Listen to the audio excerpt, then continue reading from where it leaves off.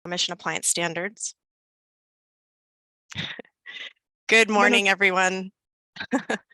I'm Dana Papke-Waters. I'm with the California Air Resources Board. I'm our lead staff for developing these zero-emission appliance standards. Thanks for joining us today. Before I move on, I'd like to introduce Melanie Zauscher, who's going to interpret the first few slides for us today. Buenos días, pues soy Melanie, pero estaba hablando de Dana Papke-Waters de CARB. Ella es la responsable del desarrollo de las normas de los electrodomésticos de cero emisiones. Y gracias por acompañarnos hoy. Esperamos que lleguen los intérpretes a tiempo para continuar.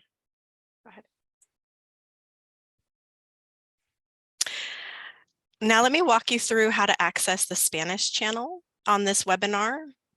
In your Zoom webinar controls, you can click the globe icon at the bottom of your screen to access the interpretation. You can select your preferred language. If you're listening in English, please select English.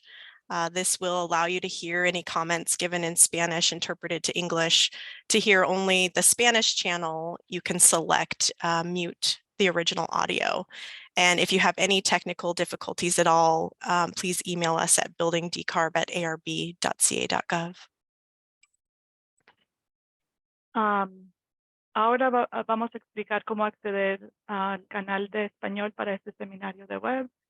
En los controles del seminario de Zoom, haga clic en el icono del globo terráqueo que se encuentra en la parte inferior de la pantalla para acceder a la interpretación. Seleccione su idioma preferido. Para escuchar solo el canal de español, seleccione seleccionar audio original. Y si tiene algún problema técnico, por favor envíe un correo electrónico a buildingdecarb@arb.ca.gov.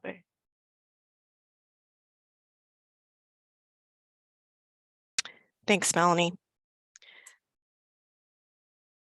Now, once you've selected your preferred language, there is a second step to view either the English version or the Spanish version of the slides. Closed captions are also available in English. If you wish to turn them on, you can select from your toolbar on Zoom. But at the top of the Zoom webinar window, you can select View Options, and you can select either English slides or Spanish slides. Cuando haya seleccionado su idioma preferido de audio, hay un segundo paso para poder ver en español las diapositivas. En la parte superior de su pantalla del seminario web de Zoom, haga clic en Ver opción o View Options al derecho de la barra verde. Seleccione diapositivas en español o English Slides como desee, y luego si tiene dificultades se puede contactar con nosotros.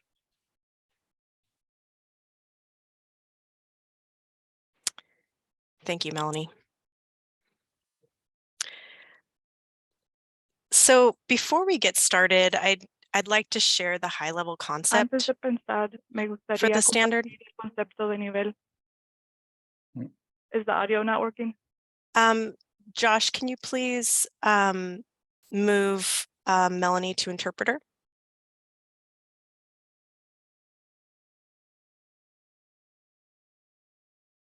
Thank you. Okay, so the concept would require new sales of space and water heaters for residential and commercial buildings to be zero emissions starting in 2030. This would apply to sales for new construction or to replace units in existing buildings. The standard would allow for continued use and repair of existing gas appliances. Staff will also explore similar requirements for other end uses such as cooking and clothes drying. I would also like to remind everyone about the purpose of today's workshop. First, we would like to inform the public on why CARB would be developing zero-emission appliance standards. Additionally, we would like to consult the public about the planned engagement process we plan to undertake, key topics that we intend to analyze, and brainstorm suggestions for values that we should follow to guide our approach in developing the standards. Participants will have several opportunities to engage during the workshop today. We won't have the chat feature enabled since this is our first opportunity to engage with members of the public. We really want to avoid any side conversations that may distract people and really provide an opportunity to focus on the conversation during the workshop today.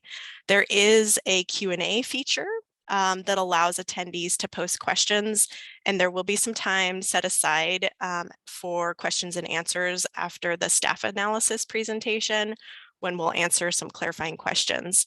We'll also provide some opportunities for polling to create space for everyone to participate in the workshop today. And lastly, we'll have a public comment period at the end of the workshop as well. So I would also like to ask, please remember to use respectful language. Everyone attending today's workshop is joining because they feel invested in this topic. There are a lot of different perspectives, so let's really take care of each other and be respectful.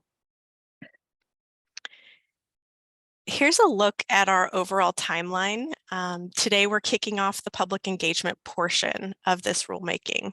We're planning several public workshops through 2024, and we anticipate taking the Zero-Emission Appliance Standards staff proposal for board consideration in 2025. And we expect the regulation to be finalized in 2026. The anticipated compliance date for the standard would be 2030. So for today's workshop, we are seeking answers to these questions. I'd like to ask you to begin thinking about these questions and whether you have any suggestions related to the engagement process. We're wondering, what actions would you recommend CARB take as we develop an engagement plan to ensure that the public process is equitable and inclusive? For the staff analysis topics, what additional key topics or analysis should CARB explore? And do you have any data or reports that would be helpful to inform our analysis? And on the values, what values should CARB incorporate in this rulemaking, and how specifically would you encourage staff to enact them within the bounds of their work? So today's panel discussion will focus on these same themes. There will also be an opportunity to provide verbal public comments on these questions towards the end of our workshop. And there will also be an opportunity to provide written comments after the workshop. So as I kind of alluded to, there are 7 key parts to today's workshop. First, we'll hear some opening remarks from CARB leadership and our partner agencies. We'll have an overview of the planned public engagement process. We'll share some details on our staff analysis work plan. We'll have a panel discussion with some experts in the field. And after the panel, will solicit some suggestions on values that will guide our development of the standards. And following that brainstorming session, we will invite you to provide public comments on the information we're sharing today.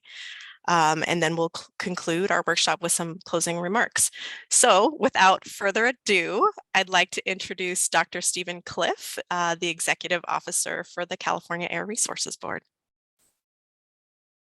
Thank you, Dana, and good morning, everyone.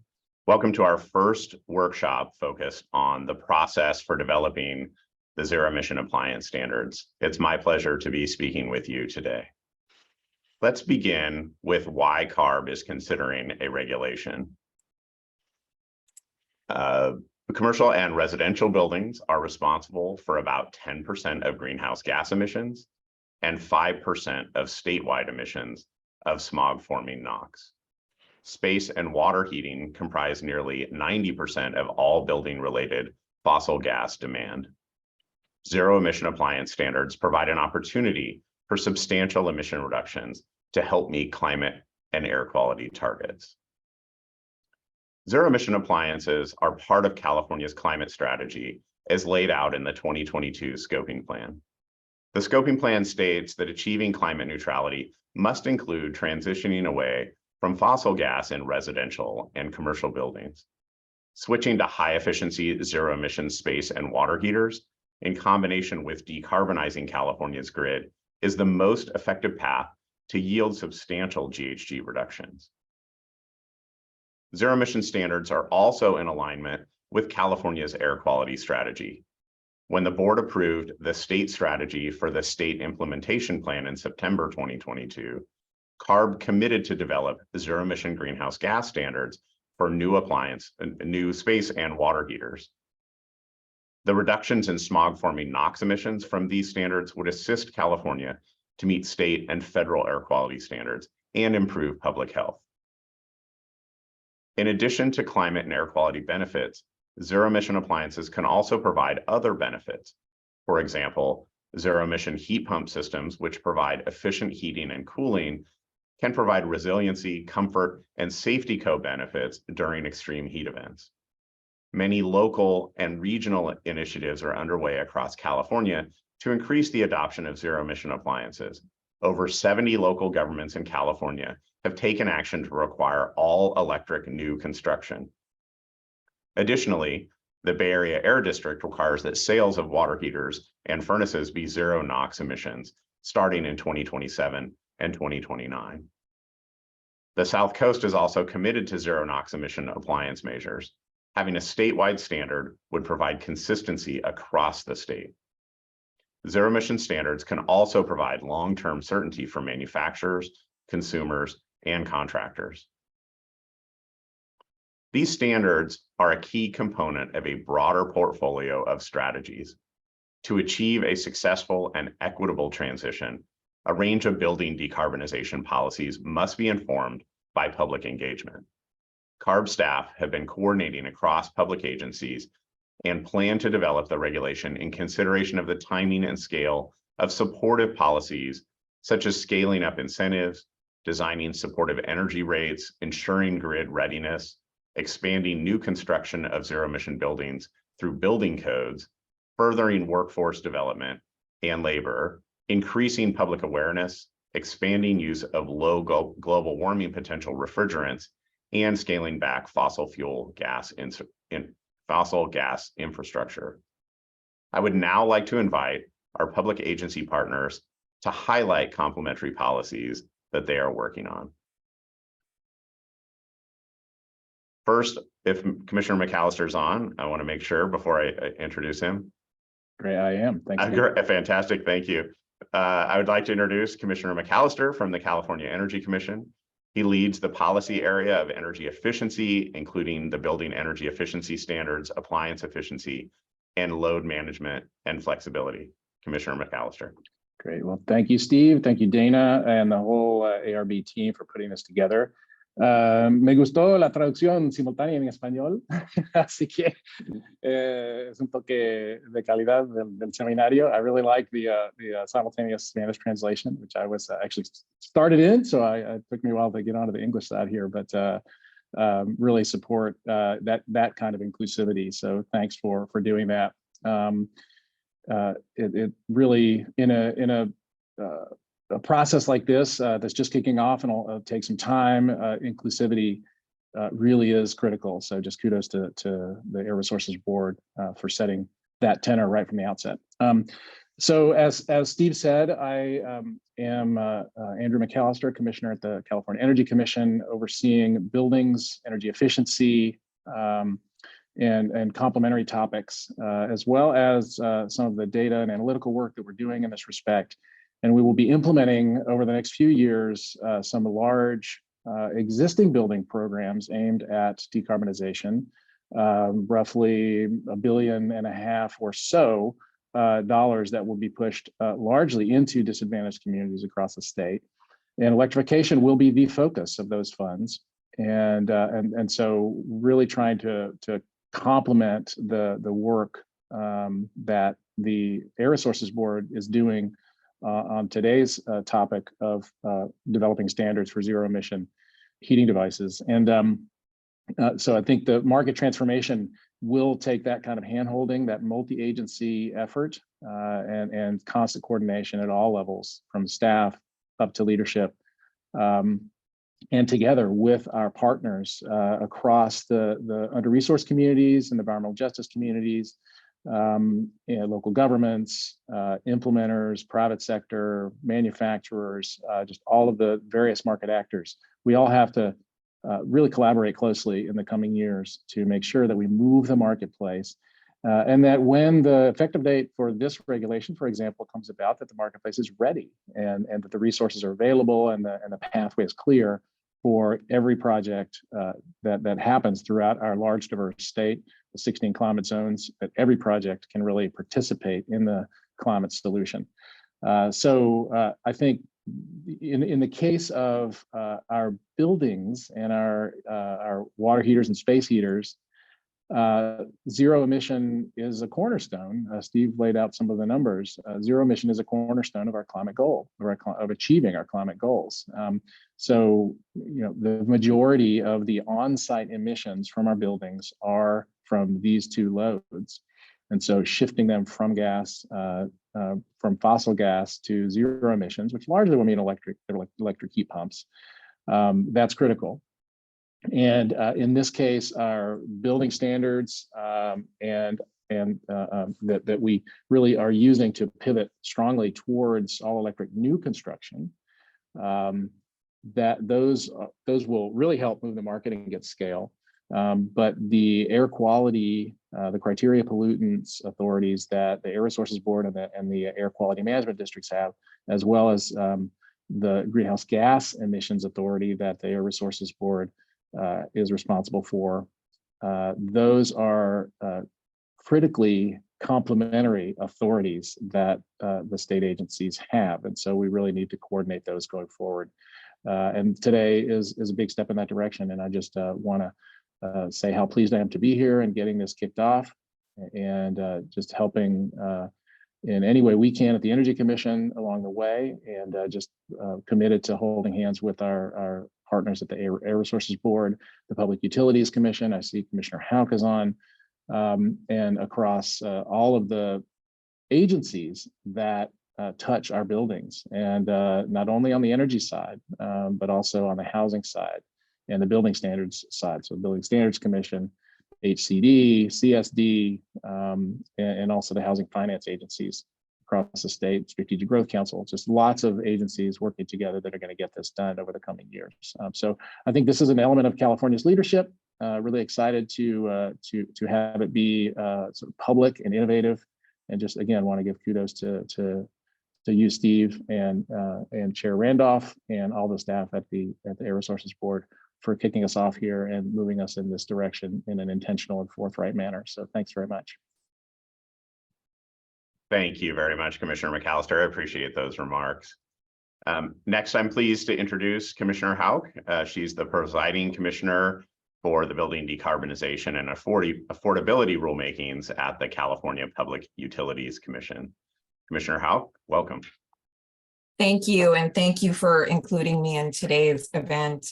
Again, I'm one of 5 commissioners at the California Public Utilities Commission, and as Director Cliff stated, I serve as the lead commissioner on our building decarbonization proceeding, as well as our high DER proceeding, which is looking at distribution grid planning to accommodate building decarbonization and electric vehicle deployment, as well as I had worked extensively on our San Joaquin Valley pilot building electrification program in a former role as an administrative law judge. I've had the opportunity to work very closely with the California Energy Commission, both in my former role as general counsel, as well as CARB and HCD on looking at building decarbonization issues, and have just been very impressed with the dedication of our staff to not only look at how we're going to be able to reach our clean energy goals, but ensuring that we're looking at ways to embed equity into these programs and inclusivity. And so I echo Commissioner McAllister's comments regarding the need to do those things, and really appreciate CARB having the translation available for this workshop. This information is going to be really important to get out to so many communities.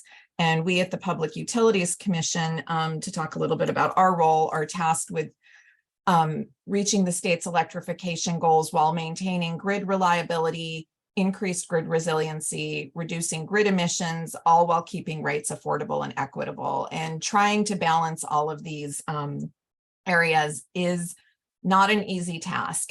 They are all priorities, and we know that we have to achieve this. Zero-emission appliances play a key role in achieving these goals, in addition to the importance of improved indoor air quality, where space and water heating are placed indoors.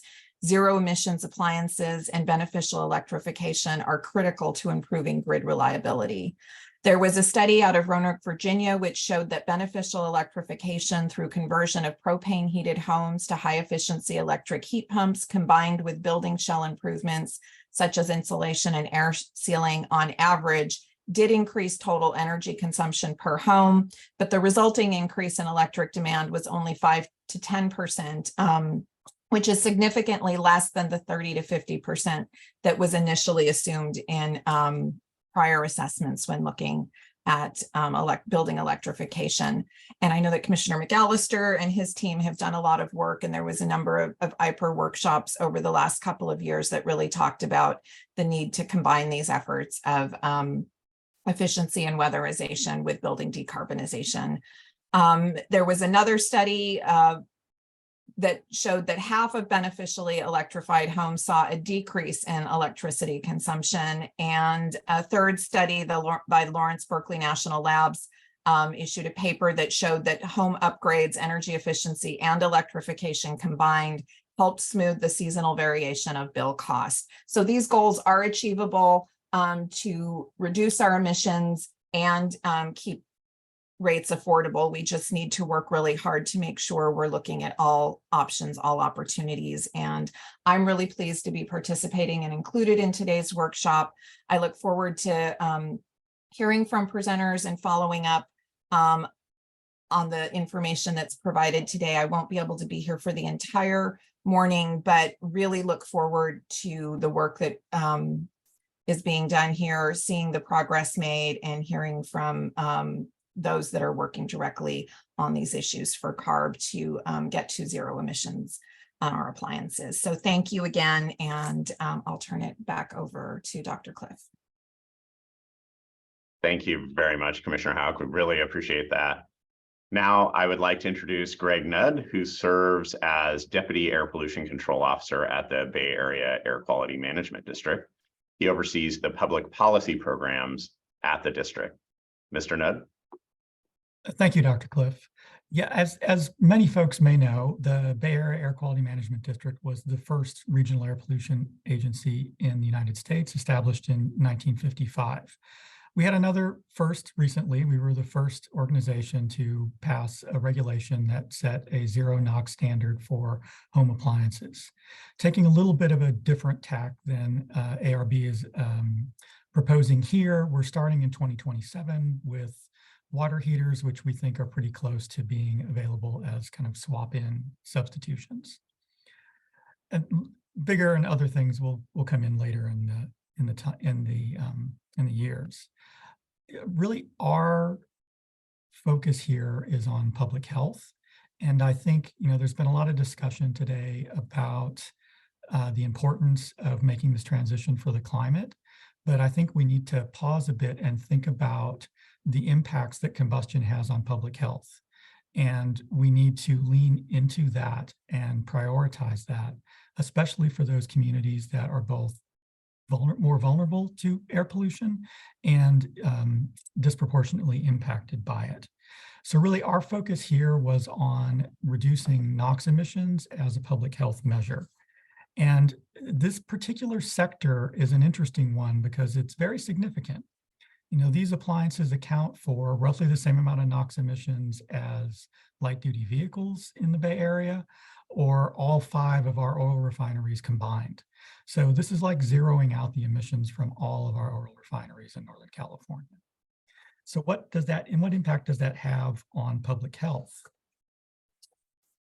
We're estimating that the elimination of this pollution will avoid up to 85 premature deaths per year and up to $890 million per year in avoided health impacts, including avoided incidences of heart attacks, strokes, hospital admissions, ER visits, asthma symptoms, and asthma onset.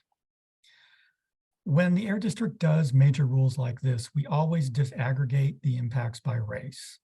We're always trying to focus our rulemaking on those rules that will not only get general public health benefits, but in particular, reduce the disproportionate impact of air pollution on communities of color. And what we found is that these appliances are definitely disproportionately impacting communities of color. Across the Bay Area, the most impacted residents were Asians, followed by Hispanic Latino, then African American Black, and then white residents. The pattern differs within counties. That no matter what county you look at in the Bay Area, the people of color are always the most impacted. So we really view this as a major equity initiative as well as an air pollution and public health initiative. The board was supportive. We did not have any no votes, but it was a very sober discussion.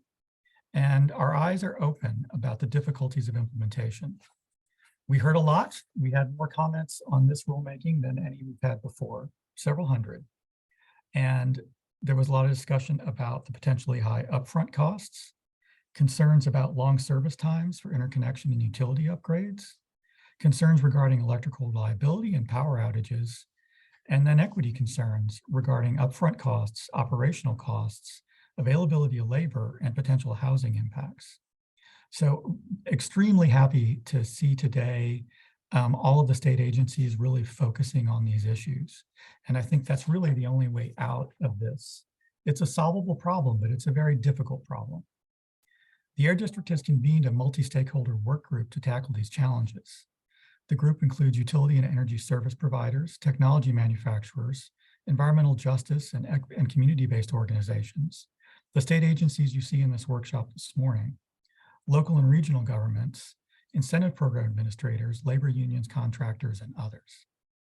Since this is a technology forcing rule, we did commit in the rule to bring a report on the readiness of the technology at least 2 years ahead of any of the zero NOx effective dates. So the work of this working group will inform that report out to our board. So we're very happy, again, to see the state working on these appliance rules. We'd really looking forward to seeing these health and equity benefits extend to the entire state of California. And importantly, I think California is showing the rest of the world that this can be done, and it can be done in an equitable way. So I'm happy to be here today, happy to participate. I unfortunately am going to have to drop out after a few minutes, but we do have some key staff in the attendees that you can pull in as presenters if there are any questions. So at this point, I'll hand back to Dr. Cliff. Thank you very much, Mr. Nudd. Really appreciate that, and congratulations on your rule. Thank you for your leadership. CARB's extremely grateful to hear from our public agency partners and to hear about the complementary policies underway to equitably advance building decarbonization efforts in California. So I want to thank you all for your opening comments, and also to the staff who's just doing a fantastic job here. Really looking forward to hearing more about the discussion. I'm now going to pass it to my colleague Emma Tomei from CARB, who is going to go through the rest of the agenda and kick off that program. Thank you very much. Thank you so much, Dr. Cliff. To our screen share, I'm seeing the presenter view, just so you know. You might have to flip-flop that. I just want to thank you again, Dr. Cliff, Commissioners McAllister and Houck, and Deputy Nudd for your really inspiring remarks. You've just highlighted so many important links between the efforts at our agencies around incentives for equitable electrification, the potential health benefits from these rules, the importance of the electricity grid readiness and affordable electricity rates, and also the critical questions that the public has been raising. I just feel very fortunate to be having the opportunity to work on this effort in collaboration with staff at your agencies, and especially to think about how we'll be engaging the public. So that's what I'll speak to now. I'm going to present some information about the engagement process before I pass things over to my colleague Dana. So my name is Emma Tomei. I use they pronouns. My work on this regulation team focuses on our equity analysis and public engagement. And my intention today is to provide some clear information about our process and timeline, and to encourage you all to share your perspectives to guide our public engagement planning. So our whole team collectively wrote some intentions to describe why we wish to engage with the public. We want to increase transparency about the potential rulemaking process and implications. We want to incorporate multiple forms of expertise, especially the wisdom of lived experience, because we believe this will ultimately help us develop a more robust and successful regulation.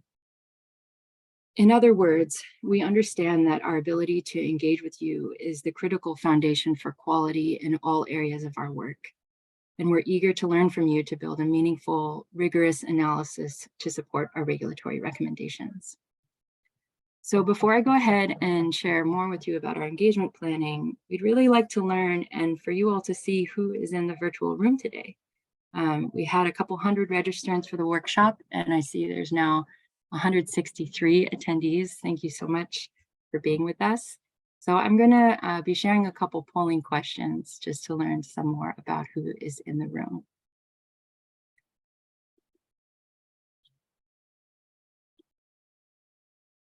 Okay. So our first question, which hopefully you should see now, I'm just curious, how many CARB public meetings have you been to before? I see some answers coming in. That's great. I'll leave this open for about another 30 seconds.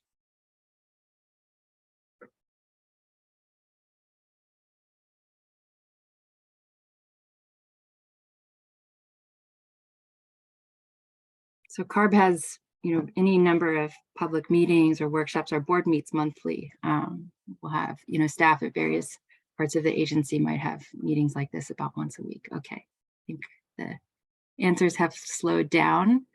Pretty actually even distribution here. We weren't really sure how to make the bins, but for almost a third of you, 26%, this is your very first CARB public meeting. Welcome. Thank you. Hope you stay and enjoy. The majority of you have been from 1 to 7, and then we have our diehards. 34% of you have been to over 8 public meetings. Thank you for joining us so often and reliably. Okay, that gives us a sense of who's here, and we're happy to be reaching some new folks with this effort. Okay, next I'm going to ask a little bit about where you're coming from professionally. Okay, so you should now see a question here about your sector. So please just go ahead and select the option that best describes your professional sector.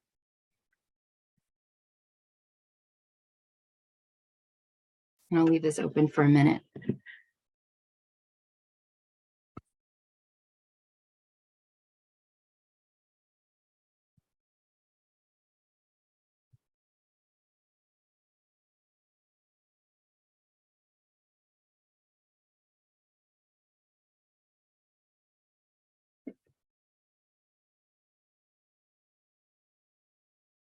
Okay, it seems like the responses have slowed. And I'll just share that, we did our best to be representative and clear with all these categories, but welcome in your comments any revisions if you feel your group wasn't really effectively represented here. Okay, so you should now be able to see the results. So the majority of folks here are also working in government or public sector. So our local, state, federal, or tribal. So a lot of agency folks registered. This is followed by a lot of folks coming from the nonprofit or community-based organization sector, and then a lot of folks here from the energy industry. And then a small percentage coming from developers, building owners and managers, contractors. We added in a category for affordable housing and community services, but I don't see anybody who selected that one today. So it's helpful to see here, who we're currently reaching and who we'll need to prioritize in our future outreach efforts as we plan our engagement process. So thank you for sharing where you're coming from today. Okay, finally, I want to ask about your sort of personal relationship to this topic. That is thinking about the appliances that you use in your own home. So your primary appliance, is your primary appliance zero emission or water heating, space heating, or cooking? And then among these, how many have you replaced within the last 10 years? just curious, the folks in the room, how you might compare to what we know about the state as a whole.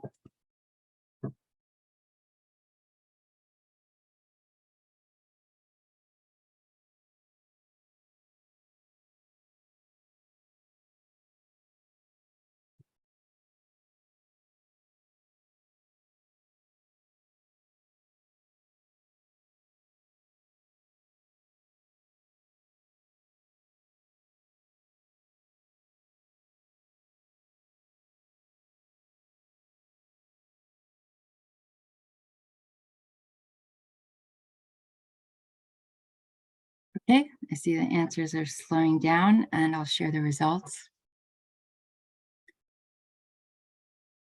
So pretty interesting. It looks like a majority of folks don't currently have a zero-emission appliance for water heating or space heating, about 2/3 for both there. Significantly more have a zero-emission appliance for cooking.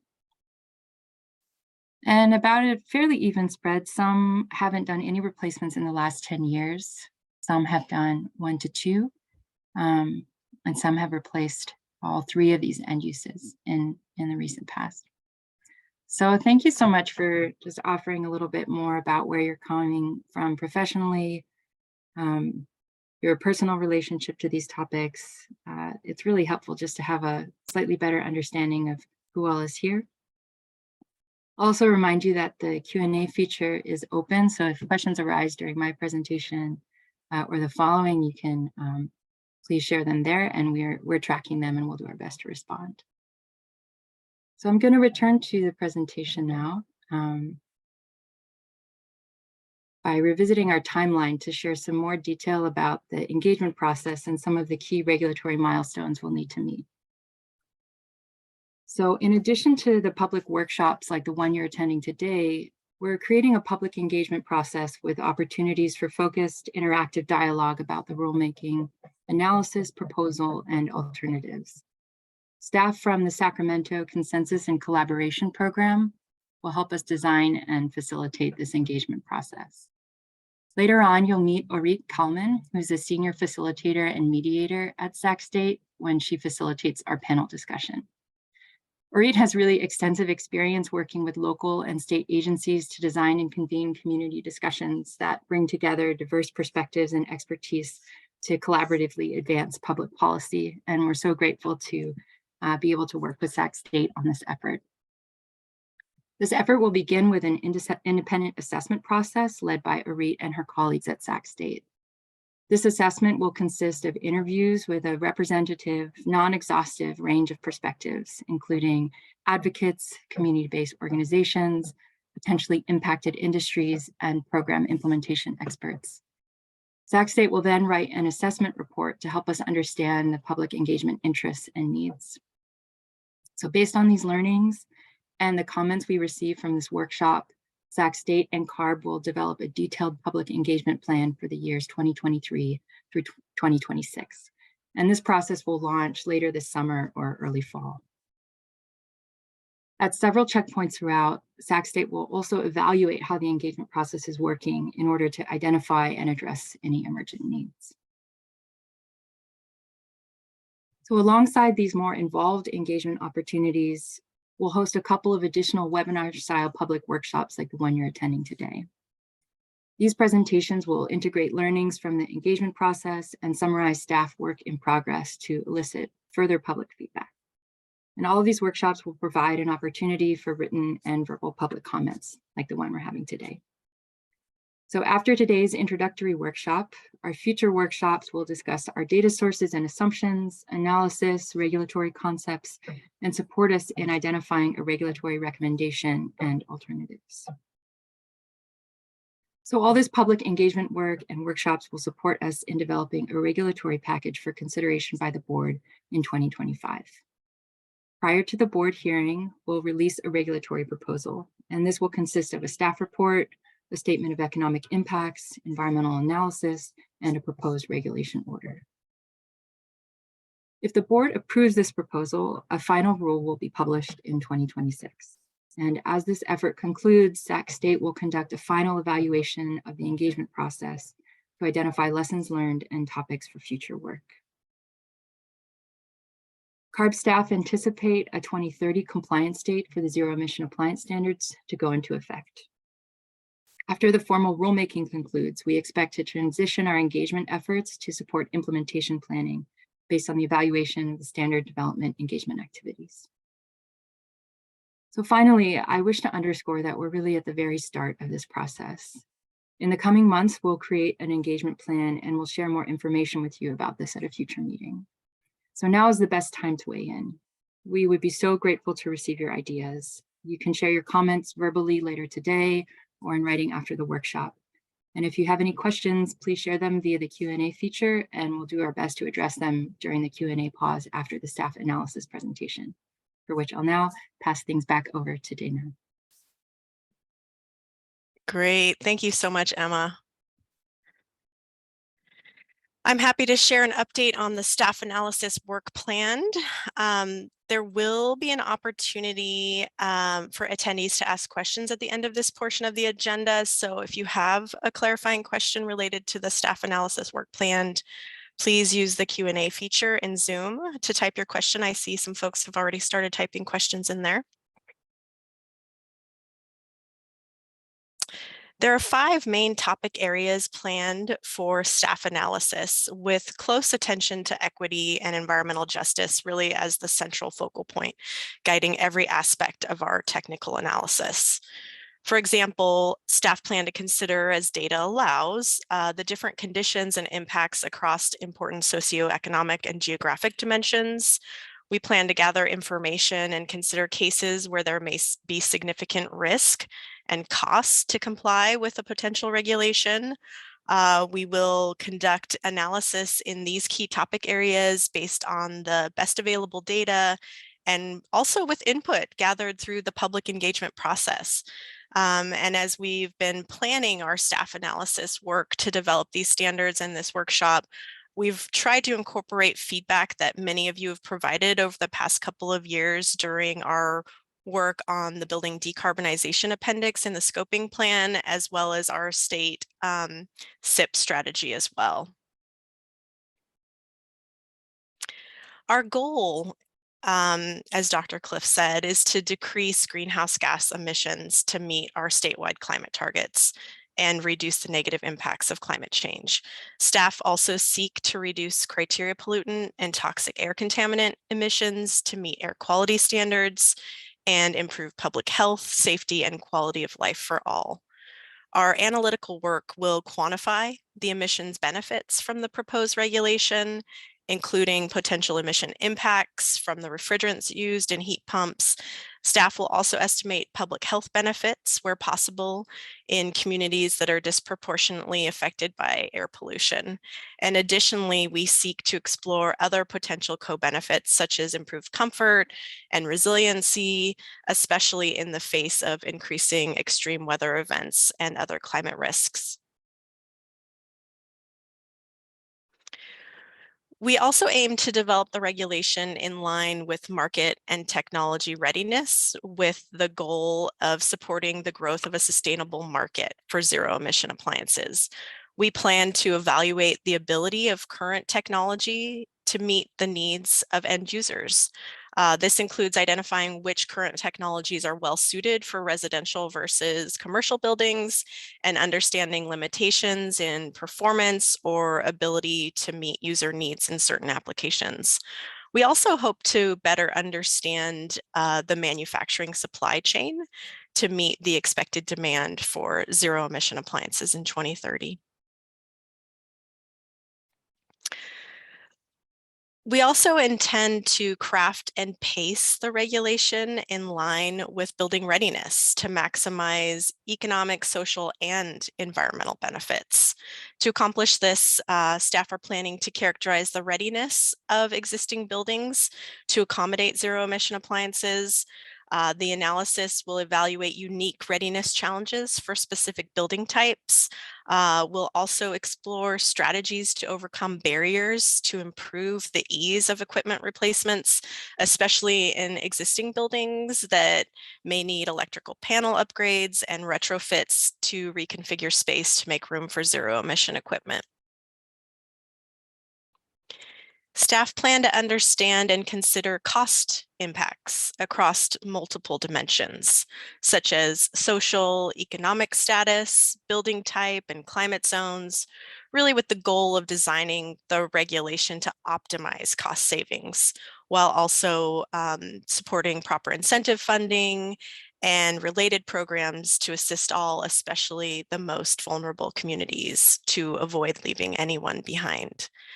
The analytical work includes quantifying the economic impacts for households and businesses, considering upfront costs, utility bill changes, and retrofit costs as well. Additionally, the work will explore the potential implications of financial burdens, such as affordability and renter displacement. Staff will also be tracking the numerous local, state, and federal incentives provided by other agencies. We do recognize that the impacts of the proposed regulation will vary regionally across the state. California's electric grid must be able to handle the load growth. Therefore, we do plan to collaborate with other agencies and are collaborating with other agencies to consider the future grid capacity regionally. We also plan to work with our partner state agencies that deal with grid planning to make sure they're forecasting the load growth adequately to support the anticipated increase for zero-emission appliances. There are also some communities that are not connected to the grid. We do plan to understand and consider the needs of those communities that rely on propane and wood burning, especially the most impacted, disadvantaged communities. These are areas, all of these areas present unique opportunities to coordinate with other agencies on long-term planning that encourage load management, energy storage, and development of projects that offer clean, affordable energy options. At this point, we'll have an opportunity to answer some questions. We do have about 10 minutes for this portion of the agenda. If you have a question, please use the Q&A feature in Zoom to type your question. Please remember to be respectful and patient. We may not be able to answer all the questions that come in, but we will do our best to respond. And we have already been hearing from people about specific issues. There are a number of questions that we're going to need to think through. Right now, we're open to hear from you, and we'll need to continue to think through and explore many issues during this rulemaking process. So at this point, I'd like to introduce my colleague, Chi-Chung Tsao. She is going to help us facilitate the question and answer portion of the agenda today. And Chi, please go ahead and unmute yourself. Thanks, Dana. Good morning, everyone. Please let me introduce myself. My name is Chi-Chung Tsao, and I am an air resource engineer, a technical staff of building decarbonizations. I'm also a team member working on development of zero emissions appliance standards. So I will help to read out the questions we receive on behalf of the persons who ask but doesn't raise their hands, or anonymous questions. By the way, I will apologize in advance if I mispronounce your names. So, all right. So please let me start with the first anonymous questions. I think one of the attendees asked the questions below. How do you expect seniors on a fixed income to comply with your regulations? Dana, I give it back to you. Thanks, Chi, for raising this question. We are working to really understand all the potential adverse impacts of our potential regulation on many vulnerable groups, including fixed income seniors, and to thoroughly explore some of the potential options for minimizing them. any of those adverse impacts. We'll be tracking existing and upcoming incentives to help offset upfront costs. And we encourage you to share any of those specifics with us following this workshop or during the workshop today in the public comments portion.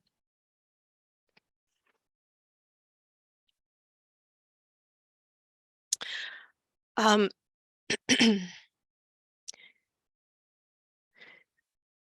is there a second question that we wanted to touch on?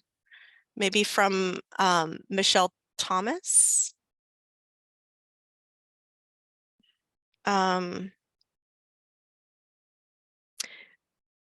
So Michelle, if you would like to state your question, you can go ahead and raise your hand and we can unmute you. If you don't want to ask it verbally, we can read it out loud on your behalf. Does anybody see if Michelle has raised her hand to unmute her? Okay, Chi, why don't you go ahead and ask that second question, please? Michelle's here and is Oh, unmuted. great. Thank you. Thank you, Emma.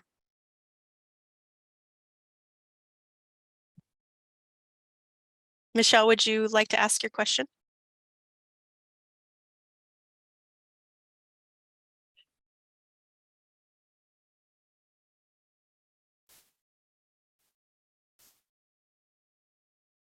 Okay, Chi, why don't you go ahead and ask the question?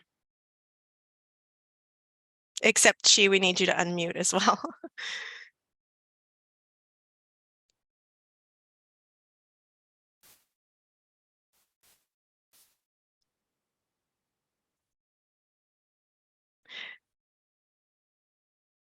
I'll give Chi a hand. Thank you. Thank you. Thank you, Emma. Some challenges on your end, Chi. Just send me a wave when you've got things ironed out.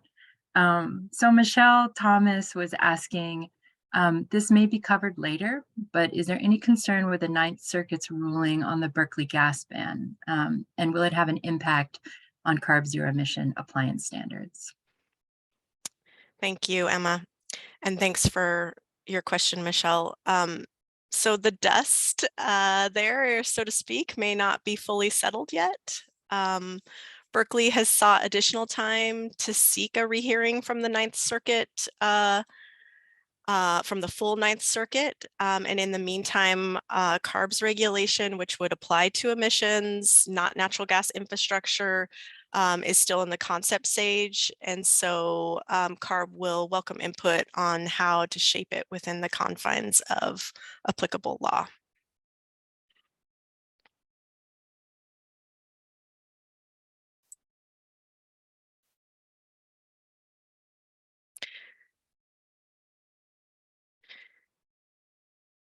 We have also been hearing whether manufacturers may be able to keep up with demand expected through this regulation.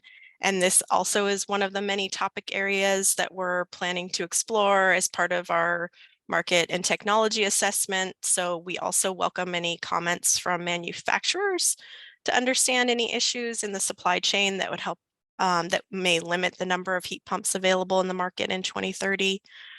Chi,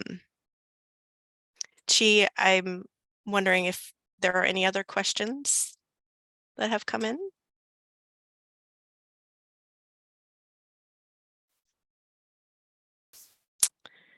Okay, Chi, we're still not able to hear you. I'm so sorry.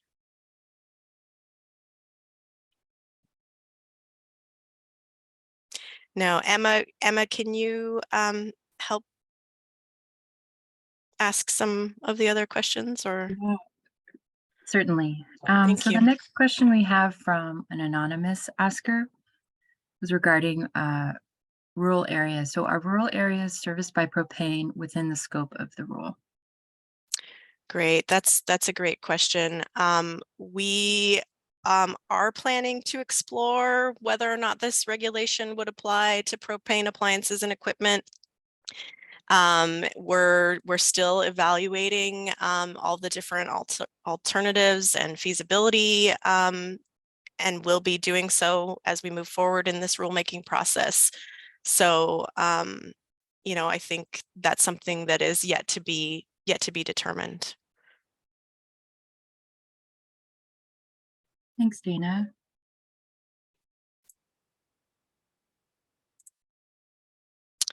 Okay, we've got another question. Another anonymous asker regarding power outages. How can people heat their homes, especially people living in the Sierras, when power goes out and their home only has zero emission or electric equipment? Yeah, thanks for that question. I think, you know, CARB staff do understand that there are many concerns related to keeping the power on and also keeping people safe. We will be evaluating all the potential impacts of the regulation across various regions of the state. And also,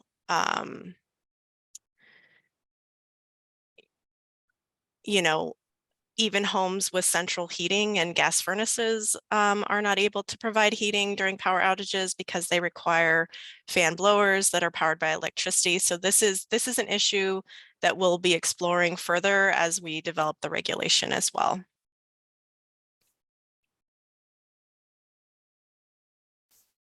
Thanks, Dana. I also saw a question come in earlier from Mary Alyssa Rancière. I hope I'm sharing your name correctly. Mentioning the Bay Area Air District's Rule 4 and 9.4 and 9.6, which are very similar to this rule. They incorporated an implementation working group. I recommend to evaluate the progress of the Yes.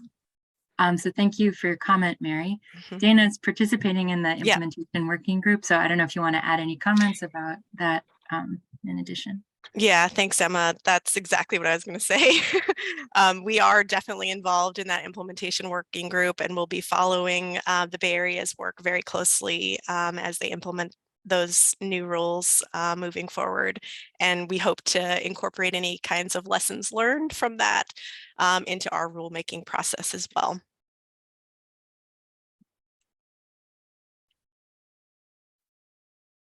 Thanks, Dana. I'll just read out a comment from Wes Younger saying there's millions of all-electric homes in the US. They are just mostly in other parts of the country, particularly the Northwest and Southeast. California's longstanding habit of using natural gas for everything possible should not bias our analysis of the feasibility of all-electric homes. Conversion/retrofit is a bit of a pain, but it's not a huge technological leap for structures to be all-electric.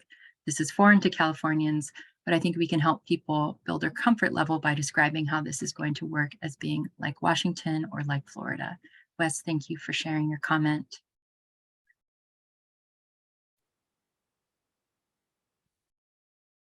Absolutely. I also see there's a comment from John McKenna. You want to share that one, Dana? Sure. John says, I very much appreciate this work by CARB. Without overlooking the challenges, I strongly encourage CARB to match the Bay Area Air Quality Management District schedule, or even better, leapfrog Bay Area Air Quality Management District to make compliant states even sooner. This will send an even stronger signal to the market than what the Bay Area ruling has already done.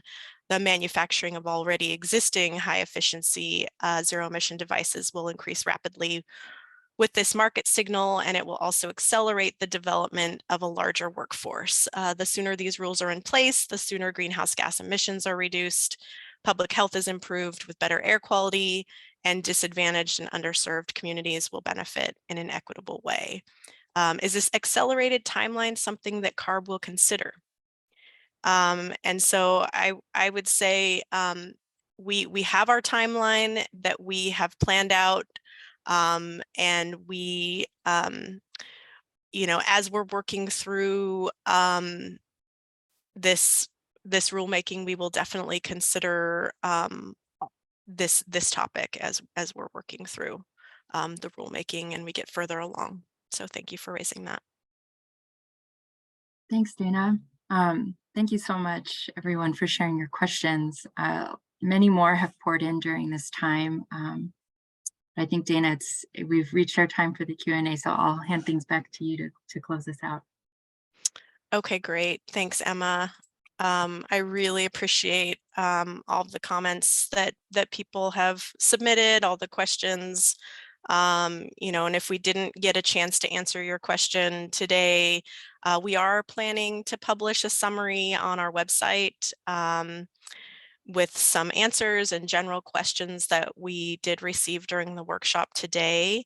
So we are going to take some time for a break, which I think maybe a 15-minute break, and we can resume the workshop again at 10:20 so that everybody has a chance to grab another cup of coffee and rejoin us here in just a little bit. So thanks for participating, and we'll look forward to seeing you all here again shortly.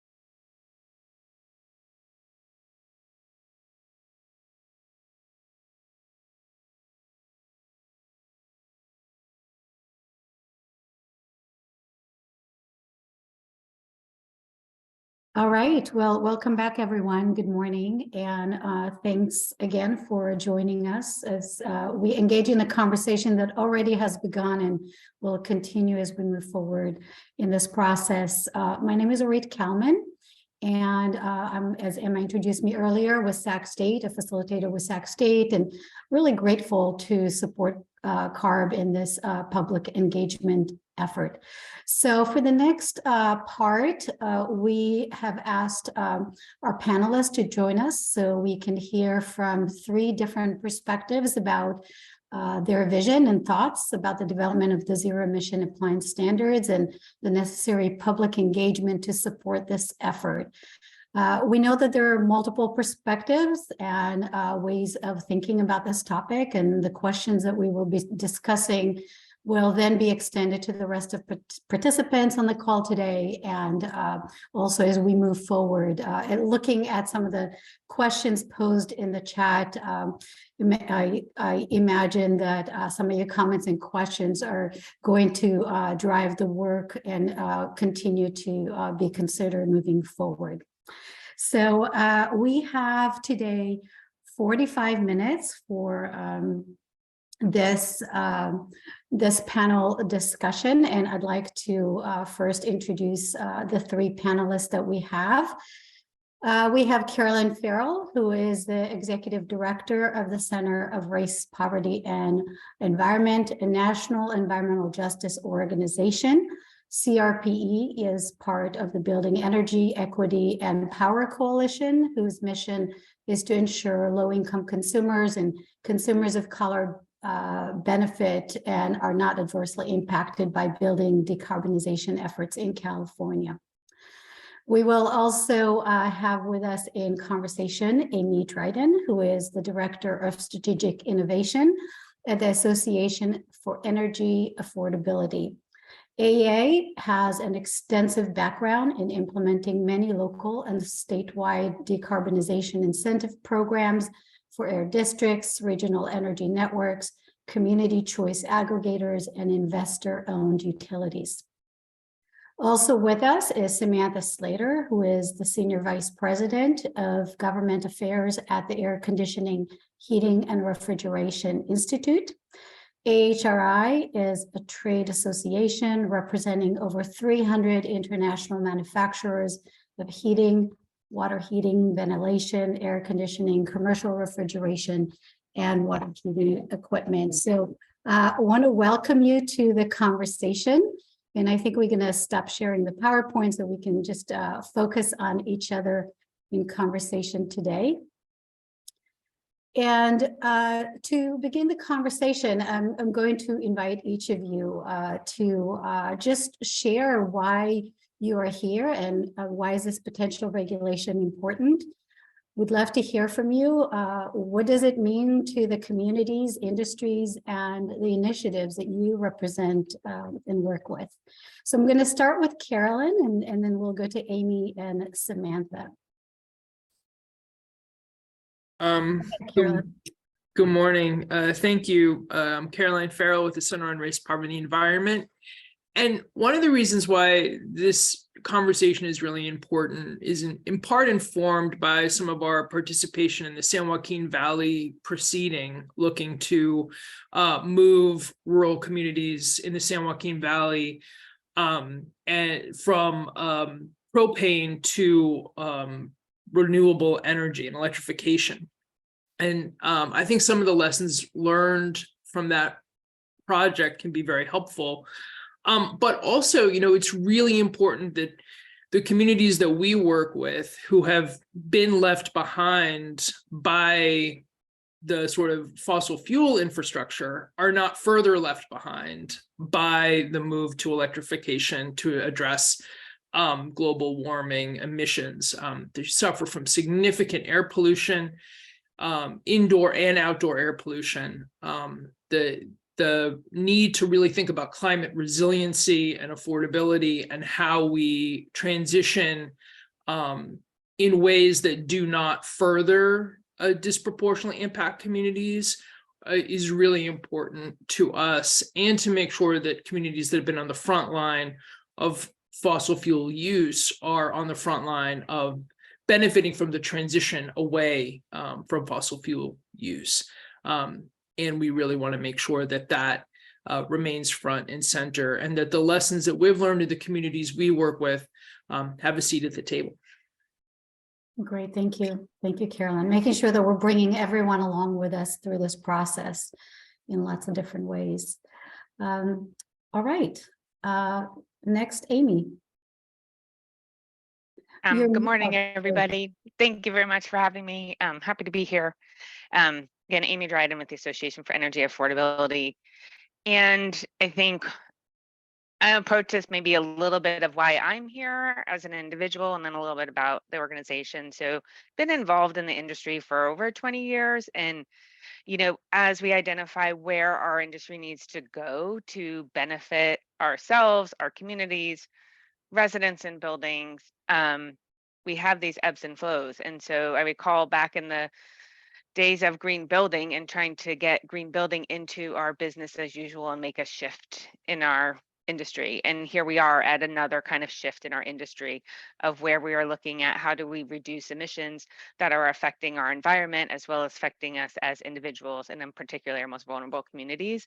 And so I'm excited to be here as part of that conversation to ensure that we can move to a positive and effective transition. As far as AEA, we're an organization kind of dedicated to decarbonization and energy efficiency in both new and existing buildings to foster and maintain affordable and healthy housing in our communities. Most of our work is focused on low income, and the majority of it on multifamily. And so we heard a lot about the benefits this morning from those kicking off our workshop in terms of GHG and NOx emission benefits, but there's also benefits in terms of heat pump technology and eliminating gas appliances in terms of improved comfort and access to cooling in many places where we have not had cooling before. And as we look at extreme heat events increasing and increased heating degree days, we want to bring those benefits and comforts to our vulnerable populations who are most disproportionately affected by these. And I think, you know, as a community, we need to shift our current practices, and in doing that, to address climate impacts, we require strategies that are regulatory, that are the kind of sticks, and it also requires strategies in terms of carrots and benefits, of incentives and programs, and collectively we can get there. And it sends a clear signal to me, this type of regulation sends a clear signal to the market that we're committed to making this transition. And I think from our perspective, it allows us to have that conversation with multifamily property owners to consider making the transition sooner, getting ahead of things before the kind of effective deadline. So I'm happy to be here to share perspectives, learn from others, and engage with the industry to ensure that we have a comprehensive approach to reducing our dependency on the fossil fuels and transitioning to a clean energy that allows communities to benefit from the zero-emission appliance standards. Thank you. Thanks, Emmy. And I think you kind of remind us that this is a collective effort. I noticed in our early poll, more than a quarter of participants today, this is their first engagement with CARB. This is a very important topic to individuals, to communities, to all of us as people. So remembering that we really need to bring all these perspectives into the conversation and consider the benefits and potential impacts that need to be addressed, very important.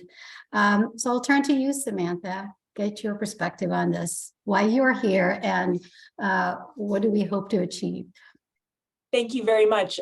Again, I'm Samantha Slater with the Air Conditioning, Heating, and Refrigeration Institute. Very appreciative to be here and having the opportunity to participate today. And on my personal note, I am in between conferences myself. So to everyone who helped organize this event, I very much appreciate all of the hard work that went into it. As was mentioned, AHRI is the trade association representing manufacturers of air conditioning, heating, commercial refrigeration, and water heating equipment. And the HVAC/R and water heating industry has long been an example of how investment in innovation can drive economic growth while also trying to resolve the really paramount environmental challenges that we are facing today.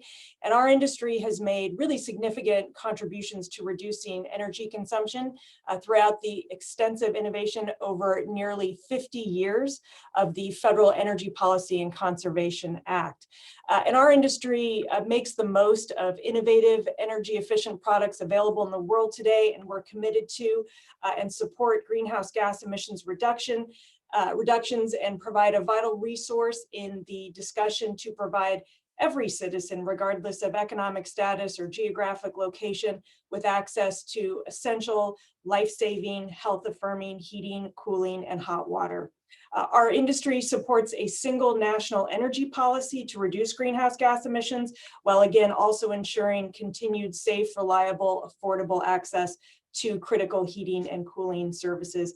And our members look forward to working with policymakers to ensure a robust supply chain for energy efficient heat pumps and other innovative technologies, to try and reduce and harmonize regulations, and to develop the trained workforce necessary to install and maintain this equipment. Just a few important factors we'd like to note. Heat pumps are an innovative technology that continues to be perfected, but they should not at this point be considered a panacea as replacement heat sources for consumers and businesses everywhere. In ideal climates, heat pumps work well as a heating source, with the added bonus that they also cool buildings in warmer months. In colder climates, today's heat pumps can be used as a sole heat source or be paired with a gas or oil furnace or boiler for the coldest days.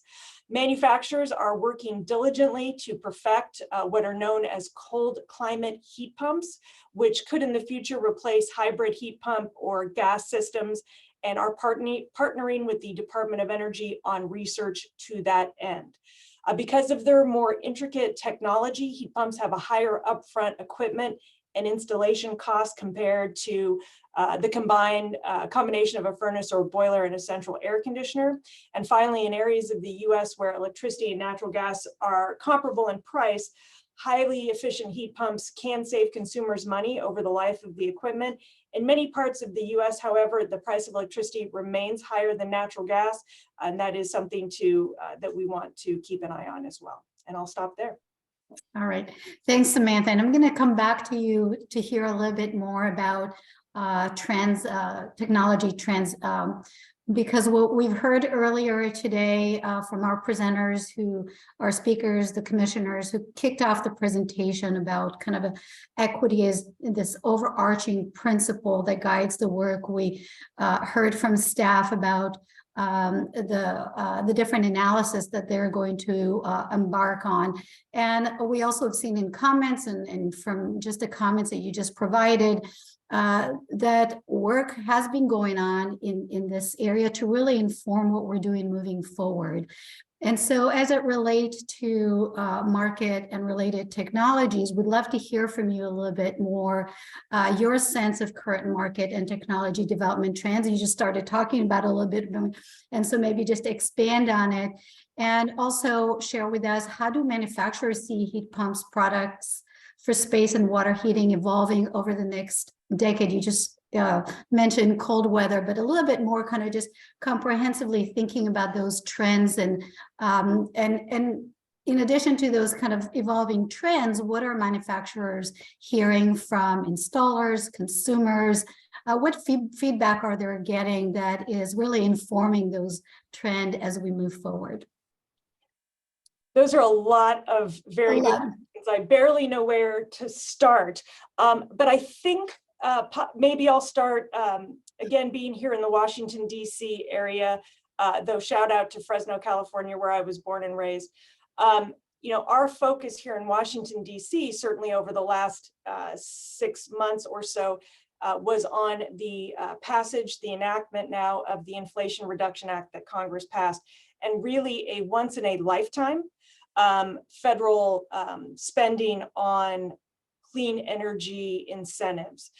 And it is certainly our hope and our wish that the funding associated with many of those clean energy programs, all of which will be done through state energy offices, that those funds are expended quickly, efficiently, and done in a way that everyone, again, depending on, regardless of economic or geographic factors, can benefit from. And so we will be watching very closely how all of that funding is put out into the state energy offices in the next months and hopefully less than the next couple of years. So that, I think, is critical to the industry from our trade association perspective, as well as the many different state, local utility incentives that are out there. And frankly, it is the incentives that will be key in increasing the markets for heat pumps and getting those products out there. I think there's no question about that. All of the different incentive programs will play a key role in moving these products into the marketplace. The work that the U.S. Department of Energy is doing with things like their cold climate heat pump challenge are also key as we move those products from more of products that are being produced for those kinds of efforts into the marketplace. That will be critical over the next few years.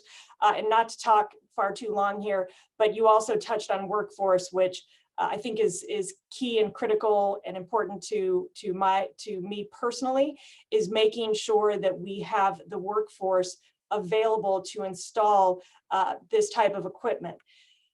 Even without the drive toward heat pump technology, there was a generation of contractors and installers that were getting ready to retire anyway.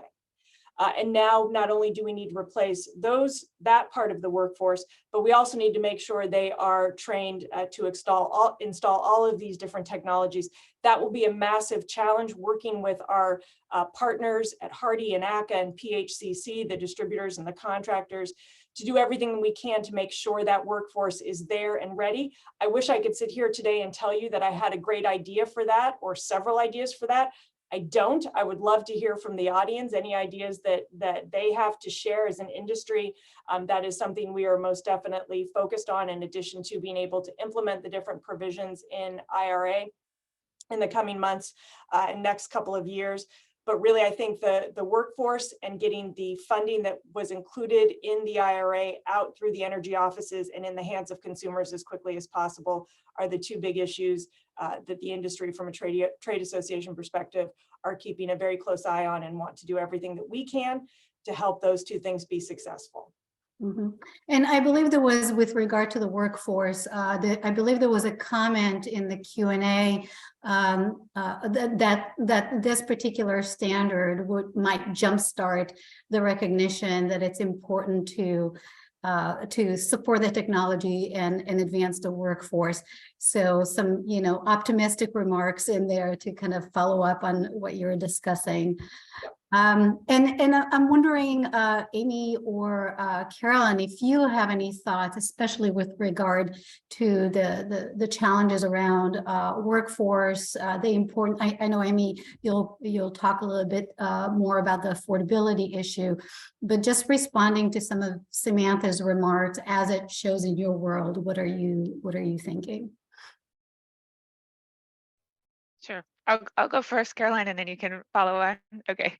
I think I'd like to address a couple of things. I do think the workforce, is an issue. We need, just increased volume of workforce, right? And then we want to ensure the workforce is trained on the evaluation and the technologies. And I'll touch on that a little bit later. I think for me, it's not just the heat pump technology itself.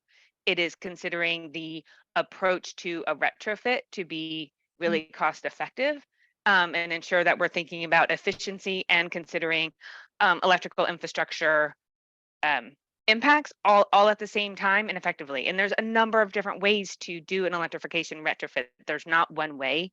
And so part of that training is understanding it's kind of teaching the approach, right? And the ability to evaluate and then implement. So I think that's a really important piece. And there is a lot of work that's happening, in California through a number of programs and market initiatives to support training. And AA is also associated with a program that we're doing a lot of training and trying to support the market in this way. The other piece I want to call out quickly is that through our program implementation and our R&D, what we're seeing is that manufacturers are being quite responsive to this market shift. And I think, to your point, Ari, that like having this regulation sends a clear signal of like, okay, we need new market, we need our new product, we need more in the market. So we've been seeing innovations in terms of form factors of different heat pump technologies for HVAC, as well as heat pump technologies for water heating, which allows us to address a number of different existing conditions because we have the full spectrum. And we've seen startups develop and popping up and jumping into this space to kind of fuel that. So there is some energy that's happening. It's very much a shifting landscape. And I think we'll continue to see that evolution over time of different products. Mm-hmm. Caroline, any thoughts on that? Yeah, I would just say that, in terms of this sort of market forcing standard, I think, that's an important signal, as has been stated. But I think there needs to be like a program or an approach to support that,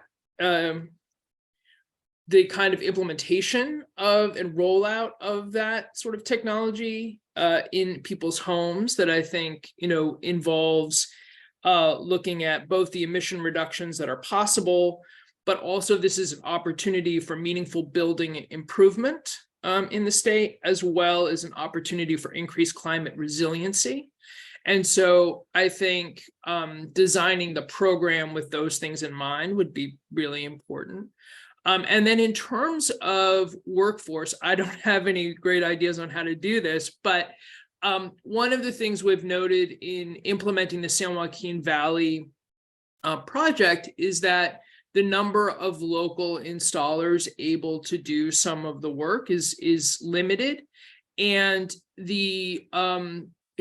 there's a large population of Spanish-speaking people in the San Joaquin Valley, and there are not a lot of Spanish-speaking installers who are able to come in and provide information to the homeowners or renters who are kind of engaging with them during the installation.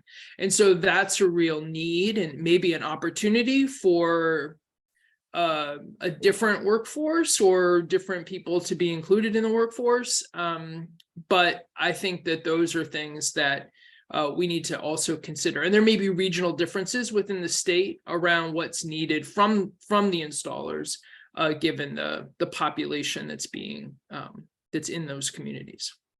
And Caroline actually makes a great point too. Not only, we talked about training a workforce, but mentioning educating homeowners as well, so that everybody understands what piece of equipment will best serve them.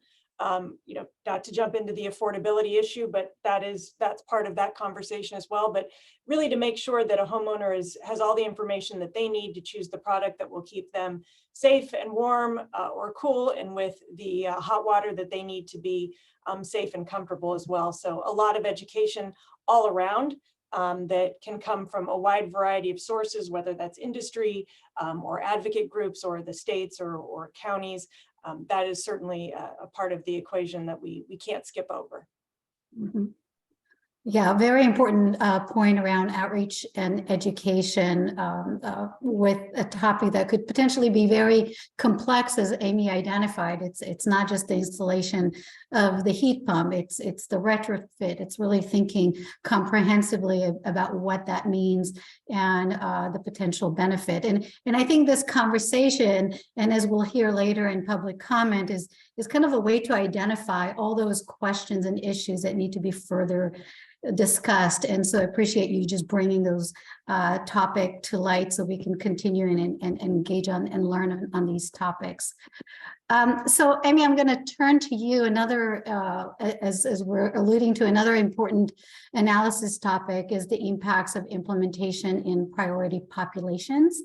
And so given your work, your expertise in designing and implementing electrification and efficiency programs in affordable housing context around the state, Would love to hear some lessons learned from you, from what's going on the ground that works, what are the challenges, and how CARB staff can integrate equity-oriented approaches and goals as they're working through the standards. Sure, I'll see what I can do in terms of answering all of And that. and I preface this with, this is about identifying the Right. questions. So Exactly. Yes. And so, I wanted to share a little bit about briefly just about our approach, and then just some consideration. So, as many of you know, AA is a program implementer. We also do research and development and training. We're probably implementing over 15 programs across the state of California that are focused on electrification or decarbonization in some fashion. Most of them are retrofit, with some being new construction. And I think the way we approach our programs and program design is flexible and comprehensive. We provide deep technical assistance to minimize the burden on owners and contractors and engineers, but also increase their capacity to be able to deliver and achieve a successful electrification retrofit or new construction project. And so because of that approach, we interact with, the owners, the asset managers, the architects, engineers, contractors, you name it, advocates. And so kind of the things I'm going to share are just some considerations, and I've bucketed them into kind of approach, funding, utility coordination, and education. And Marie, you can just make sure I'm sticking to my time. So, but I will say we just really are in an incredibly shifting landscape. And I'll say, I've been in the building industry for a long time, and it's not the fastest moving industry, but we have been moving pretty quickly in the last 5 years. Heat pumps have become a term you can hear at a party, at a cocktail party, and that was, 5 years ago, nobody even knew what that was, even though we all have some in our kitchens, right? So it really is a rapidly changing market where we're seeing new products, new codes, new standards, new conversations.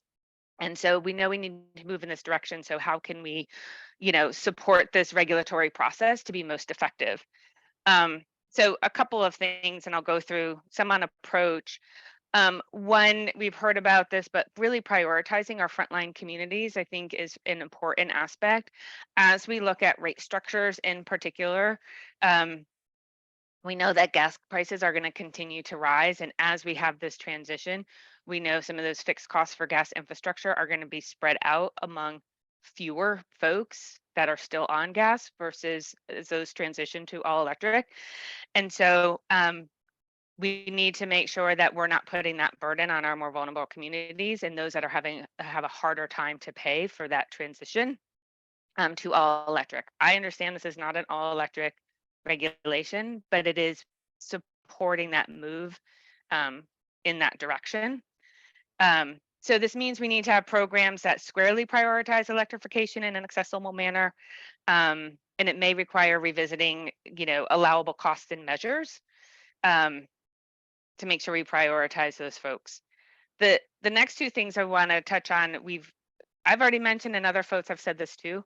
One, I'll just say smart electrification. We want to make sure we're addressing energy efficiency so we can reduce loads in homes. We can ensure the heat pumps can operate effectively and properly and provide that heating and cooling and reduce operating costs.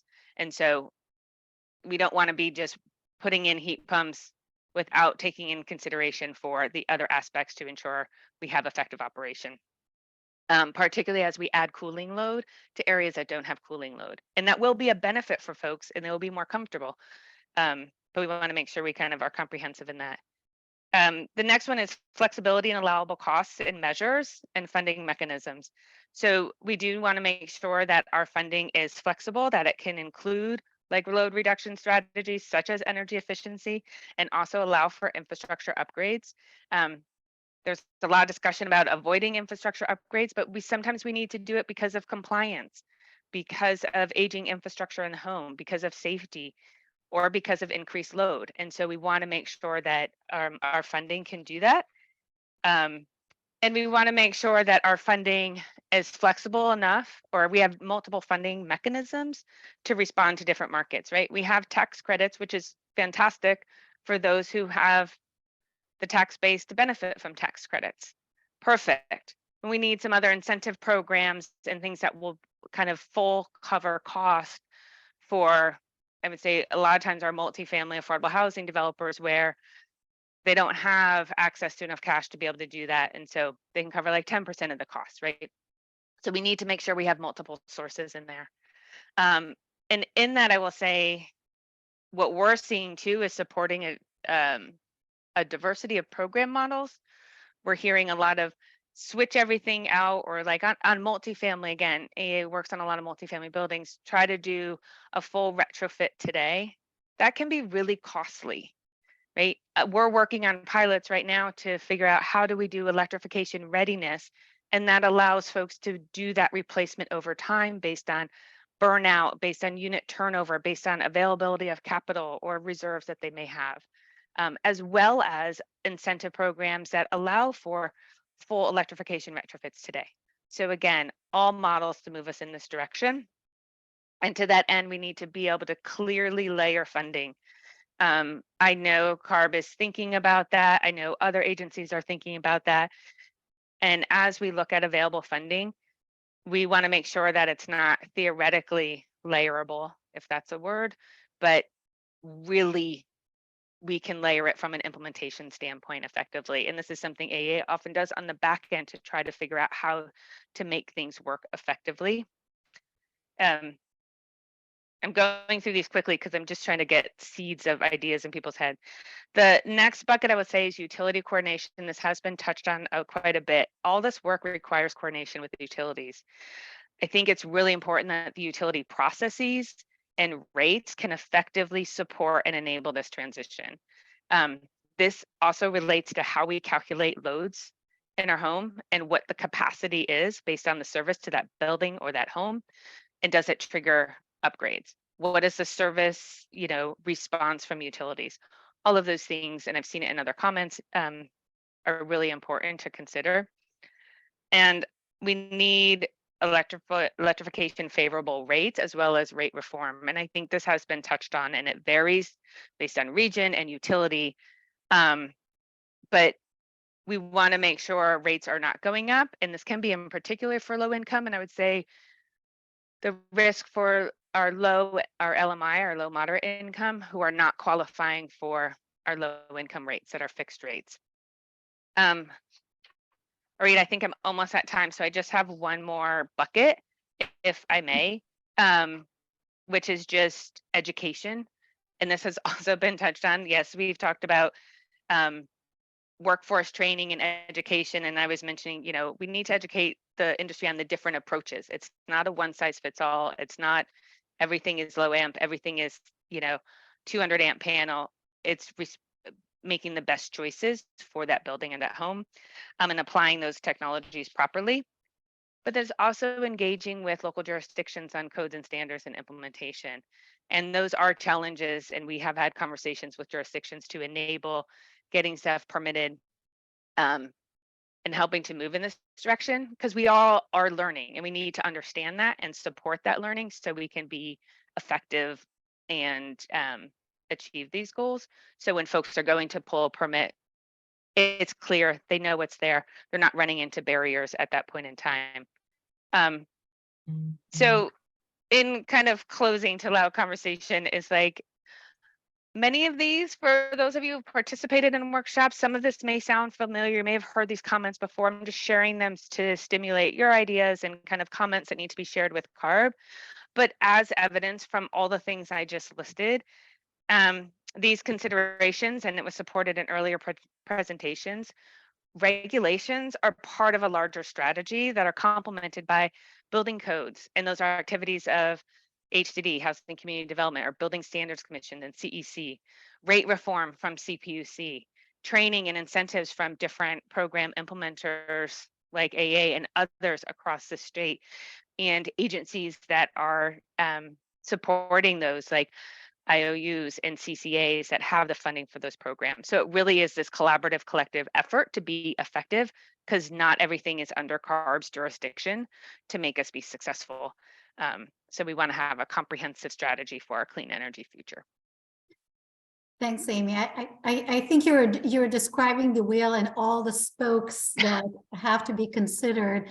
And I think an important part of what I'm hearing from what you're saying is that there has to be flexibility and recognition that it's not a kind of a one size fits all. You really have to think about how things are being applied, both in terms of how you kind of, as you said, layering things, the resources, the collaboration opportunities, the education. These I can see as kind of spokes that need to be tended to.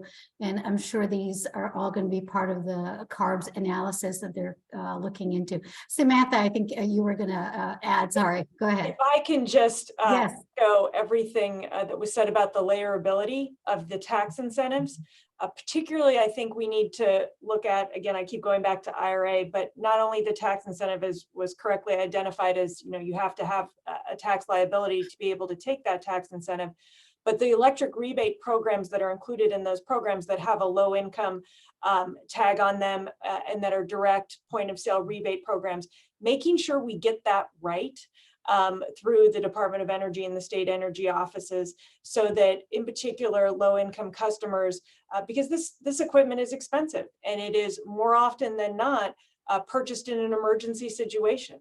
And so we want to make sure that those programs are designed correctly so that customers, again, can get the equipment that they need. So I just wanted to echo the support for the need for all of these different incentive programs at so many different levels to be stackable or layerable, or all the different great words that have been used to describe the tax and the incentives out there. That's great. Thanks, Samantha. Carolyn, any thoughts on kind of that layering concept, or the importance of really being responsive to specific needs in communities based on your experience? No, I mean, I agree with a lot of what Amy was sharing and all of the different spokes and what Samantha was sharing as well. But I think, one of the key things is this holistic approach and looking at the project as not just about changing out an appliance, but everything that goes around it.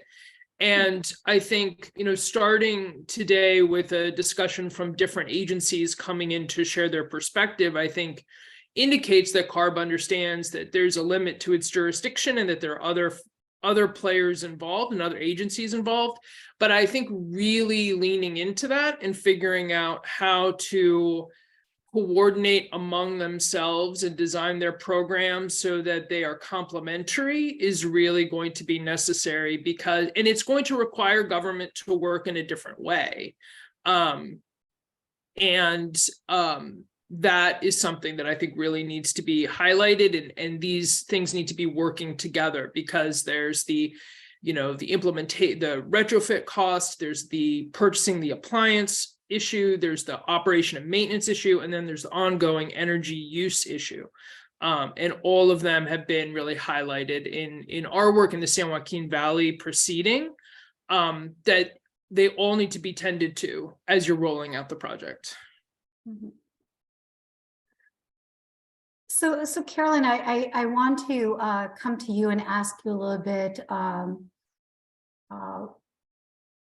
One of the things that we're going to talk about next has to do with values that should guide the work on this standard, and CRPE and BEAP, the Building Energy Equity and Power Coalition, have been important voices in helping CARB and other agencies understand how to incorporate community priorities in equitable building carbonizations, and would love for you to share some of the key principles and values that you believe should guide staff work on the technical analysis and engagement.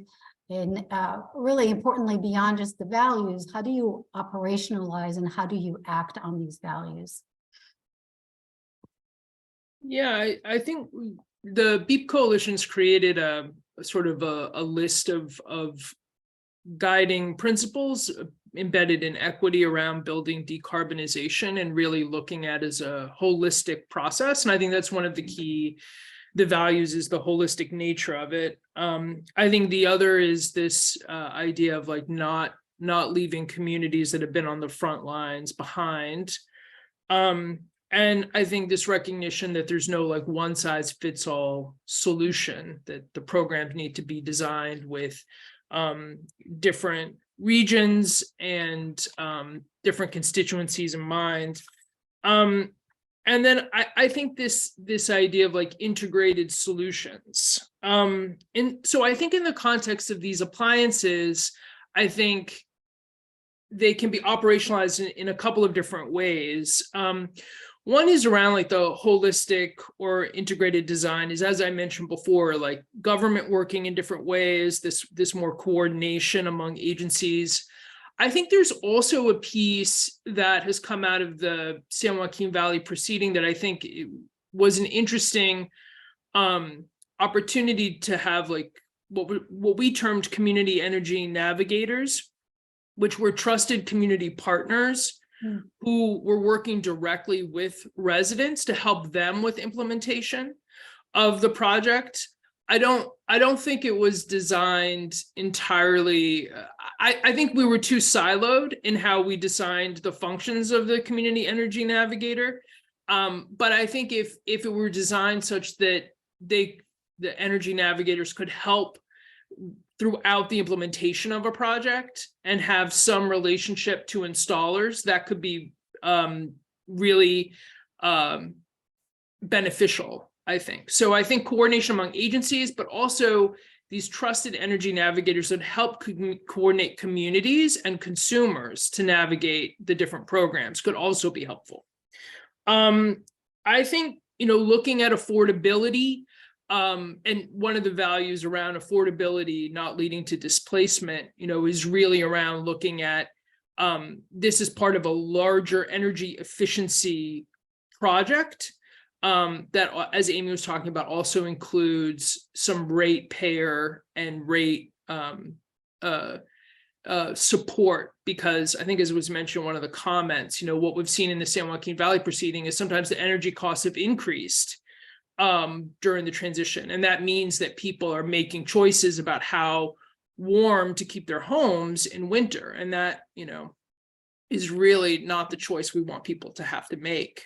So I think looking at that as part of the energy efficiency program, and then also thinking about one of the things that's come out in the San Joaquin Valley proceeding is that, the installation process, sometimes it's very smooth and there's no trouble. And sometimes there's work that remains unfinished or damage occurs during the construction phase. And in the San Joaquin Valley proceeding, the utilities are contracting with the installers to do the upgrades and the appliance switch out, which means that the homeowner or the renter doesn't really have any kind of contractual obligation with the installer, and that creates real problems. So I think, having some type of like third-party liability or some type of relationship, if there is some overarching installation project where the homeowner is not the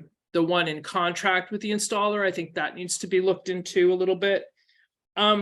And then once installed, warranties become really important. So having consumers understand the warranties that are involved, what happens if a replacement is needed, and how to activate those warranties and ensure that any subsequent work and repair is done in a timely way.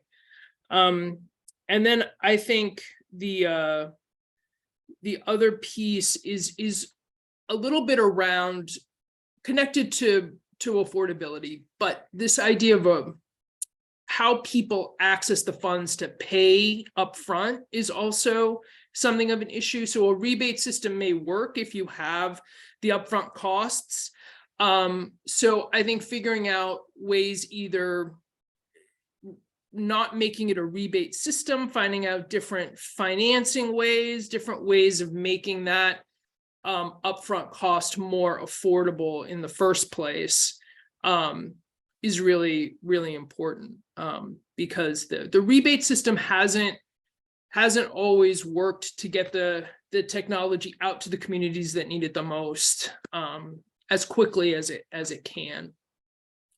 So I think those are some ways of at least looking at some of the values that could be embedded in the project and finding ways to like operationalize them to be most useful to the consumers. Because I think there needs to be more attention to the consumer protection piece, because this is very much it's very much reliant on the market to deploy the technology. And so I think consumer protections are really going to have to be looked at as part of that.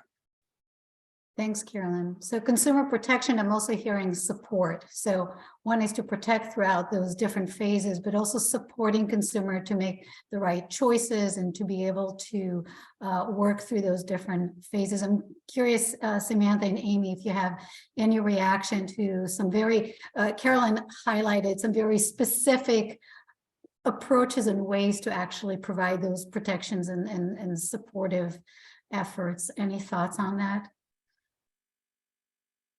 I would just echo the comments about the rebate program, which is very interesting. I get the thinking behind the policy, particularly those that are included in IRA, and I understand why that sounds like a good idea. As I think we're all now finding the challenge of who is the one providing the rebate and what is the point of sale, and it is challenging because that is a significant upfront financial outlay. So again, going back to, it's going to be critical that these programs are designed well and implemented efficiently, and that there are as few growing pains in their implementation as possible. But I get the ideas around rebates and why it seems like a really good idea and why it would be pursued. And the challenge is in the implementation. So echo everything Caroline said about needing to make sure that is done correctly, so that the great value behind those kinds of programs, that low-income customers in particular can reap the rewards. Yeah, 100% agree with rebates have their place and they have a population they can support, and acknowledge that and then understand what needs to be done for other populations. And like I said, a lot of times we're looking at nearly 90% cost coverage is really what's needed, if not 100%. And it's how to pull on all of those strings for that funding to make it happen, so we're not having capital costs borne by residents, at the outset. Two things I'll note. Caroline, you're talking about, support of the residents. I will also say educating them on how to operate. And many times we're looking at replacing broken, misfunctioning equipment, poorly operating equipment with hopefully good operating equipment and energy efficiency, and understanding how to operate that effectively is useful. And I think there's more effort that we can be put into that, whether it's from contractors themselves, whether it's from additional support material about like that thermostat you just put on my wall. What am I supposed to do with that? And what language are you providing that information to me in? I think those are really important. The other piece I'll call out, and I'm not the expert to say this, is as we think about, Carolyn, your comment of like not leaving communities behind, we started off identifying disadvantaged communities, right, through Cal EnviroScreen and kind of focusing efforts there. And then over time, it's like Cal EnviroScreen, disadvantaged communities, and within half a mile of disadvantaged communities. And so I would encourage us to say, well, what is the next and? Like, we identify areas and we focus on them to prioritize, but it also means we need to understand how that definition needs to evolve, because we don't want to leave, other communities, low-income communities behind just because maybe they're not in a disadvantaged community or within a half a mile. So I would encourage that consideration. Mm-hmm. Well, thank you. Thank you, all of you, for a lot for us to think about and identifying really important issues to consider and develop. And I know we'll have an opportunity in just a little while to hear from participants on the call on these kinds of questions and get their thoughts on what they heard. So you really are seeding a conversation that we're looking forward to have with the rest of the participants. So we have now probably 4 minutes left, and I just want to give each of you just a minute as we are closing this. Emma shared earlier on the call that we are developing an engagement process, and would love to hear from you as we're developing this engagement process in the next 6 months. What do we need to think about to ensure that the process is equitable and inclusive? And if you have any quick takeaway from our conversation together in 1 minute, we'd love to hear from you. So who wants to go first? Samantha, it looks like you unmuted. I'll start. Since I unmuted, I guess I would leave you all with one word, which is harmonization, and just to take that into consideration with all of the different policies that are happening locally at the state level and at the federal level, to always keep that in the back of your mind. Which will allow manufacturers to continue to make products that are innovative and affordable, and provide each customer with exactly what they need to best serve them. And again, as you are already doing, hearing what from a wide variety of people, whether it's manufacturers, the contractors, the distributors, the consumers, just allow everybody an opportunity to participate as you do, and we'll all get there. Thank you. Thanks, Samantha. Carolyn? Yeah, just a few thoughts. I mean, one, I think regional workshops could be helpful given the regional differences. I also think, translation, continuing to do that and expanding the languages that are made accessible. And then I also think that there's an opportunity to have conversations about how CARB should approach appliance rules broadly and specifically this heat pump rule. So I think instead of reinventing the wheel every time a new appliance is sort of up for regulation, thinking about how lessons can be applied overall to the approach CARB uses, that would also help, I think, communities feel like their time is being used efficiently. Great. Thank you, Carolyn. Amy, your parting thoughts? Okay, a couple of parting thoughts.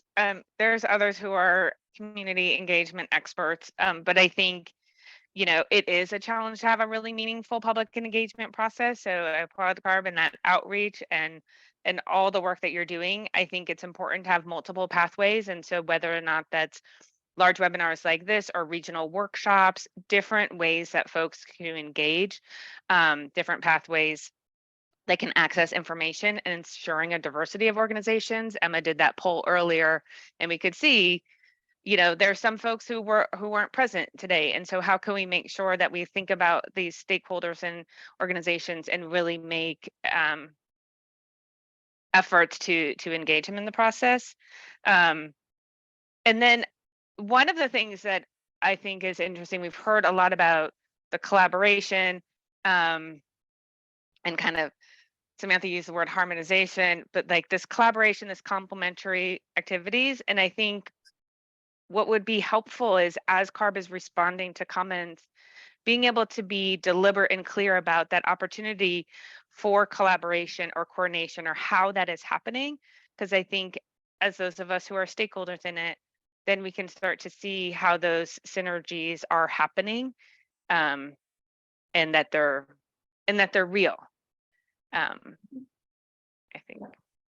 Thank you. Thanks, Amy, Samantha, Carolyn. I see Amy is ready to move us forward, but just really want to thank you for a very thoughtful conversation, for bringing a lot of really important topics for us to consider as we move forward. Really appreciate your gift of time for us and new knowledge. Thank you very much. Thank you.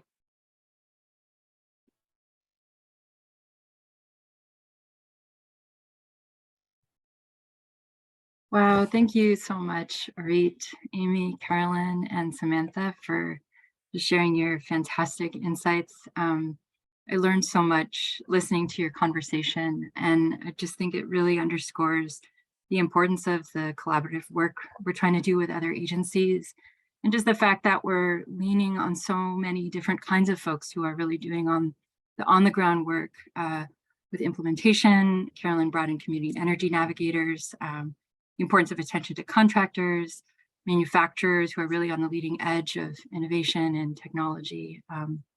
You shared a lot of helpful insights about program design and funding, which reminded me of the CEC's Equitable Building Decarb program. They have an over $600 million program and are developing both a direct install and incentive program. And I know that next week, I think just exactly 1 week from today, they're having their public workshop on their direct install guidelines. So there should be some information about that in the chat now. So folks who are more interested in that topic, the CEC effort is definitely something that we're tracking closely, and just appreciate you bringing in the importance of really taking a holistic approach. So before we transition to these more general public comments, we're going to have a kind of structured activity to invite more of these specific ideas about the values that should guide our work. I love the way Carolyn said, you know, we need to define our approach broadly and then think about it in the context of different end uses or appliances. And I think hope that this values conversation can be supportive of that. And so while we can't engage everyone here, of course, as fully as we did the panelists, I really hope their conversation has sparked some ideas for you. Words that I heard in their discussion, Samantha shared harmonization, holistic, collaborative. I heard a lot about inclusivity, flexibility, being adaptive to different needs. So we're going to move on to this sort of values brainstorming activity and then to a public comment period. So for us staff, values describe the motivations and intentions that ground and orient our work. We've been thinking about the values that guide us, and today we're inviting everyone here in this workshop to help us name them too. So we'll incorporate the guidance that you share now and in your comments, and then publish these values on our website. And throughout this process, they'll serve as reminders of our commitments, and we really encourage you to hold us accountable to them. You know, as today's conversations have shown, zero-emission appliance standards have implications in many, many domains outside of CARB's direct authority. So these values are a way that we can also clearly communicate our goals and priorities to the many actors in this space who will play very, very important roles in shaping the outcomes of any policy path that we choose. So this values brainstorming activity will take place in two parts. We're going to use a tool outside of the Zoom platform, so please listen closely to these instructions. The first part of the activity will use a word cloud tool, which you can access in a couple ways. The easiest, if you have a smartphone, is to just go ahead and open up your smartphone now and point your camera at the screen where you see the QR code. That'll direct you to a link where you'll, hopefully, I'll just try myself now to make sure, have a field, great, where you can enter in a word or a short phrase to describe a value that you would like to see included in our list. If you don't have a smartphone, you can use your web browser and go to the website menti.com and enter the code 91292689, or you can follow the link that was just shared in the chat. So Arit will leave this word cloud open for 2 minutes to collect our thoughts and reflections, words that we feel describe the values that should be guiding and grounding this work. After that, we'll have 10 minutes for reflections, verbal comments on these specific values. So we'll invite you to raise your hand and ask you to unmute yourself, pick a word and explain what it means to you and how CARB staff could operationalize it in their work. So if you're joined via Zoom, you can use the raise hand feature. If you're on the phone, you can use *9 to raise your hand and then *6 to unmute when you're called on. We'll have 10 minutes for this portion of the values discussion, and this will be immediately followed by our general public comments. So we'll close the values portion of the discussion, but everybody in the queue who's raised their hand will stay in the queue and can give their comments about values during the general public comment period once that begins. Okay, so with that, I think we can pass the screen share over to Arit to see the values that folks have contributed.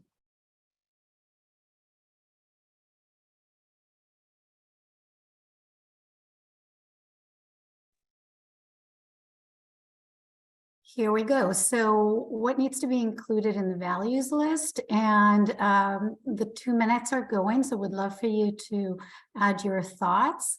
And you will see that the larger words represent multiple responses, and the smaller ones might represent just 1 or 2 people who have shared a particular value.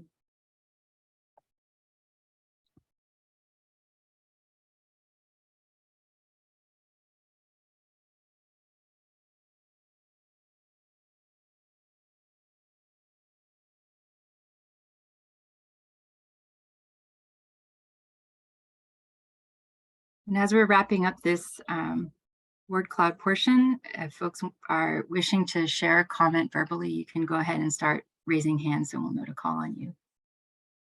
Great. And we can see that affordability, affordable, equity, equitable, some of you are using different ways of the word. And as we're looking at this, we can see what kind of jumps up. This is great. Looking to see there's rate reform, environment. People are still adding to it. You have about 30 seconds or so to add to a word cloud, and then we'll stop it. And then we'll just take a moment to focus on this and think through these values. And as Emma said, we really want to hear from you as to, when we're looking at these values and these words, what do they actually mean in practice? How do we act on these values in the context of this effort right here? All right. Okay, so I'm gonna close the voting. And we should be able to just focus on these words. And would love to get your thoughts now that we're looking at kind of the cloud and kind of the big picture. I want to hear what you think about these values, and would love to see if anybody has a hand raise. I see 1 person has a hand raise. Let's see. Eric, would love to hear from you. Which value are you? Would you like to share about your thoughts? Hi, can you hear me okay? Yes, we can hear you. Oh, great, great. So I really like the discussion, and I submitted comments to the Q&A earlier. I was one of the anonymous, but I apologize if this is the wrong category, but you know, I attended more so from the appliance standpoint of your effort, and you know, in talking about zero emissions appliances, are you also including outdoor type appliances such as grills, and extending from that, what about appliances that would be used for camping or mobile type activities? These seem to be tied or closer related to the off-grid uses that were mentioned in the comments earlier, but are these a part of this activity, or is that another group that I should look at? And also, so Eric, I'm just going to put a pause because we will have a comment period, but we really want to focus on the values. Oh, and the question around how those are going to be seen in action. Were you able to share a value that you can speak? Yes. Flexibility and cost. Flexibility and cost. And so can you speak just in a quick minute what that means to you? Well, as stated in some of the earlier comments, you know, there's the potential for power outages and things like that. So flexibility is really going to be important, you know, for people to be able to continue their lives. Cost, that's incredibly important. You know, affordability, those are similar words up there. People are going to need to be able to afford this, you know. Thank you. All right. Yeah. Thanks, Eric. And we'll come back to your question during the comment period potentially. Yes, I think many on the call agree with you that affordability and flexibility are really important. We see those words showing up prominently on the word cloud. Would love to hear from others if you would use the hand raise and just participate in this part of the discussion, share a value that you added to the word cloud and what it means to you and how you see that acted upon. Would love to hear from you. And I think especially some of the ones that are just kind of look like they're on the edges of the cloud. There are some comments around community-driven education. We heard about that in our panel conversation. If you want to share on those, that would be great. So I see Dr. Janice Kirsch. You should be able to unmute and would love to hear from you. Okay, thank you. Yeah, no, I put in health and I think other people did too. And that I think needs to be a major focus because the emissions that come from these appliances cause virtually every type of illness that you can mention. Everything from cardiac disease to dementia and everything in between. So it has to be a primary issue here. Thank you. Great, thank you. Colin Sierras, I hope I'm pronouncing your name right. Would you like to share your thoughts and how you answer the question on values? Yeah, thank you. It's Swearis, but it's fine. It's been butchered much worse in the past. Two of the words I include were regarding feasibility and affordability. Obviously, the affordability is a primary concern for everyone, but I think feasibility, and it's been brought up in a couple of conversations so far, is going to be vital. All too often, state regulatory bodies, including CARB, with the best of intentions, set one-size-fits-all mandates that don't work in different regions of the state. I think it also ties into equity. There are communities that are rural that have different needs. There are communities that are rural but very well-to-do that have different needs. There's the Central Valley, there's the coast. I will say, here's where I would strongly suggest that CARB take a page from the Energy Commission's building standards with their treatment of climate zones and different standards for each of those. I think that works along with what you all will be doing on collaboration. But the feasibility, I think, is going to be vital to making this an actual successful rule as opposed to just something that adversely affects consumers. Thanks, Colin. And I hear you're tying feasibility to the diverse needs across the state and considering feasibility and providing some examples where that would be good to follow up on. So really appreciate your comment. And we still have time to hear from others. I see somebody put in operating and maintenance. That was mentioned on our panel today, but would love to hear a little bit more if somebody wrote that in and would like to follow up on it. I think that would be an important topic to hear. Looking to see what else. Would love to hear from people in person to the extent that you're able to participate in the conversation.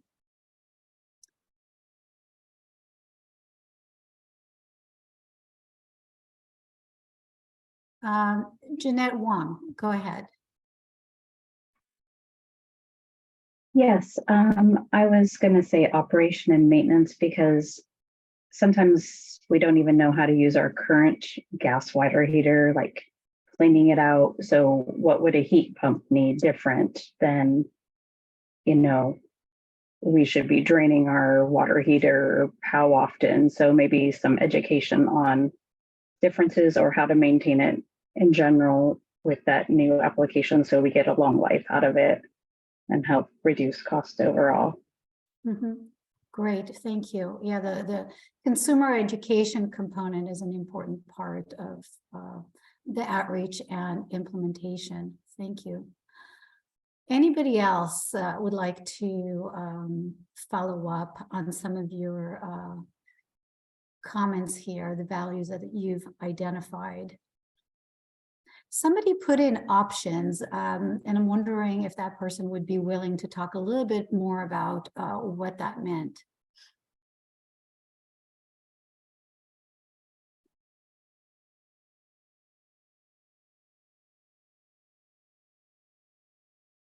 And I think we have just a couple of minutes, but would love to get a participant join in the conversation and just share your thoughts here before we transition into the public comment period.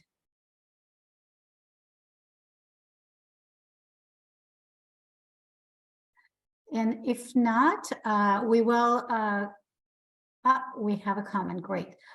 Brett, go ahead, Brett Andrews. I just wanted to thank everyone for this excellent conversation and continue to emphasize that we need to prioritize community-led groups in developing the standards, keeping health, environmental justice, and health equity centered in the development process. Thanks, Brett, and thanks for joining us today. I'm going to turn it back to CARB staff. Thank you everyone for participating and weighing in. And I know we're going to enter now a time in our meeting where we're really looking forward to continuing and engaging with you. So thanks everyone for participating. Yeah, thank you so much for sharing all your thoughts in this really informative and inspiring word cloud of values. We'll definitely take time taking all of your contributions and your comments now into consideration. And thank you, AHRI, for facilitating comments on the values. I really appreciate it. So we'll now transition to our general public comment period, which will be facilitated by Dana. So Dana, I'll go ahead and pass things back to you. Thanks so much. Great. Thank you so much, Emma and AHRI. It's really great to hear all the suggestions for values to guide our work. So at this point, as Emma just mentioned, we're going to transition to hear general feedback and public comments. We do have about 1 hour for this portion of the agenda. We're looking forward to hearing your comments.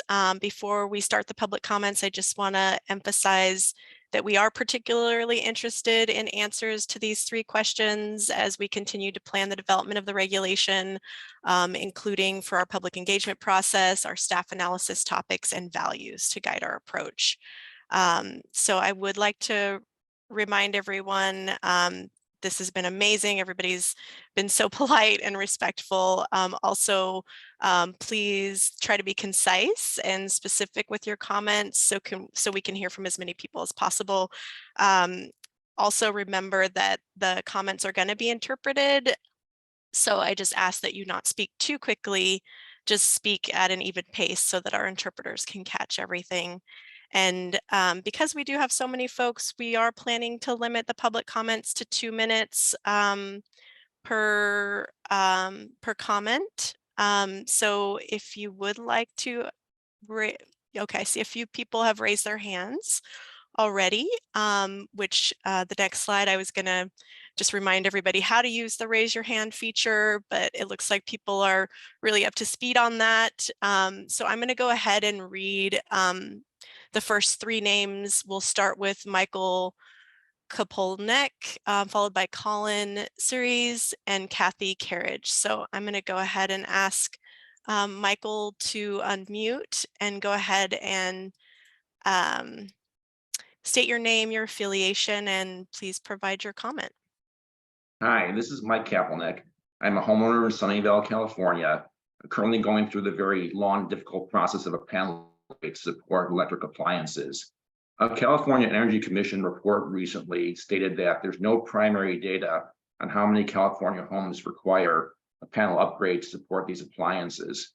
I'd suggest that that CARB fund a very thorough study or survey of California homes to characterize how many need the upgrades and to get more details in terms of the size of the home, how well it's insulated, whether it's up to current electrical standards, whether it's compliant with PG&E or other utility rules regarding panel location. That data is all important when CARB goes to assess the technology available in the appliances themselves, as well as in some new technologies that might mitigate the need for panel upgrades in the future. You can't really assess if the technology is ready if you don't understand what it's being applied to. Just one example here is a lot has been made of 120 volt appliances, water heaters, or split HVAC systems, but those are lower capacity and they're not a fix-all for everyone. They'll apply to some smaller homes or smaller households, but not everyone. So again, you need to understand how technology applies to the inventory of California homes in order to do a good job of assessing its readiness and where more technology needs to be developed. Thank you. Great. Thank you so much, Michael, for that suggestion. We really appreciate that. Colin, I'm going to go ahead and ask you to unmute and state your name, affiliation, and comment, please. Yes, absolutely. My name is Colin Suarez. I'm the CEO of the Western Propane Gas Association. Thanks for letting me comment here today. A great discussion. I will say, first off, I would hope that CARB takes their lead from what BAAQMD has been doing. There are a number of concerns that we have had, particularly with how they've treated consumer costs and true consumer impacts. But BAAQMD also recognized that propane as a unique service fuel needed to be exempted explicitly from their regulations. And their chair, Mayor Bowders from Emeryville, commented to the same from the dais during the adoption of the amendments to 9.4 and 9.6.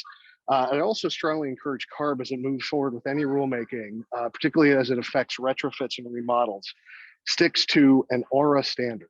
Is it affordable? Is it usable? Is it reliable? And is it accessible? All too often, there is a drive to adopt technologies that are not feasible for a location, require significant initial costs and investments. I'm grateful that a number of the commenters and speakers here today have already pointed that out. But it's not just subsidies and helping low-income homeowners. Middle-income homeowners and renters disproportionately share the burden of impacts from regulations that low-income owners are subsidized to the effect of. And it's not necessarily a bad thing, but if you're an average homeowner looking to do an energy efficiency upgrade, the cost of capital alone makes it prohibitive to invest your own money and resources into those improvements. So this is definitely something that must have a funding piece. I understand the state is facing quite a significant budget shortfall. But there is no way that this happens and it gets off the ground and protects consumers without some sort of comprehensive, multi-agency-wide investment on behalf of the state of California. Thank you. Thank you so much. Really appreciate that comment and suggestion. Okay, next is Kathy, and then that will be followed by Dr. Janice Kirsch and Mariela Raucho. So I'm going to go ahead and ask Kathy to state your name, affiliation, and your comment. Hi, this is Kathy Carriage. I'm a homeowner in Benicia, California, who has done several of these projects and also affiliated with 350 Bay Area Action. I would like to echo the first caller's responses. I think it's going to take a huge amount of education, and the people that at least need to be educated the most are going to be the contractors, the plumbers, and the people who are be doing these installations, the people you call when your furnace goes out, when your water heater goes out. That has got to be a real primary focus of education. And also, as far as panel upgrades are concerned, pardon me, there are lots of ways that in a lot of situations you can avoid having the cost of the panel upgrade. And it may not be just, installing the 120 volt water heater. You could also be using devices that split the circuit, where you can share like an electric charging circuit with a dryer circuit. Excuse me. And there are groups, especially in Menlo Park, that are working on this. So that has to also be a big focus, because I think lots of times people can avoid that electrical upgrade with the right information. Thanks.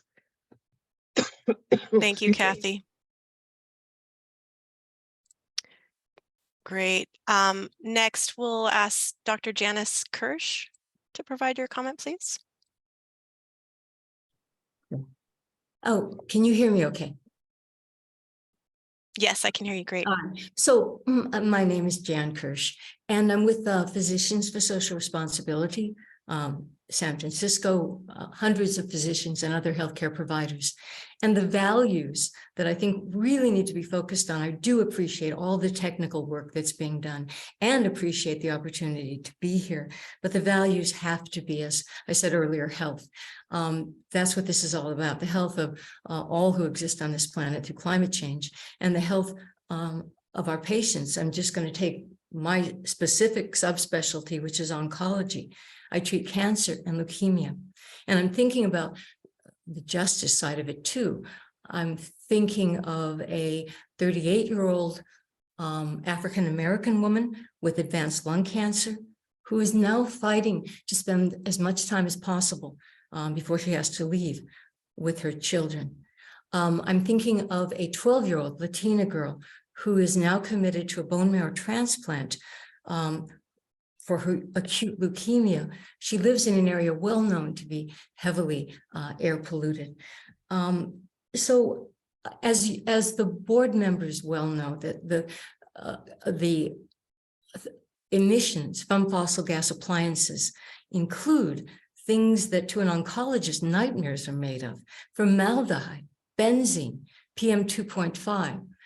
And these are things that to an oncologist truly are nightmarish. And you are in an enviable position from my point of view.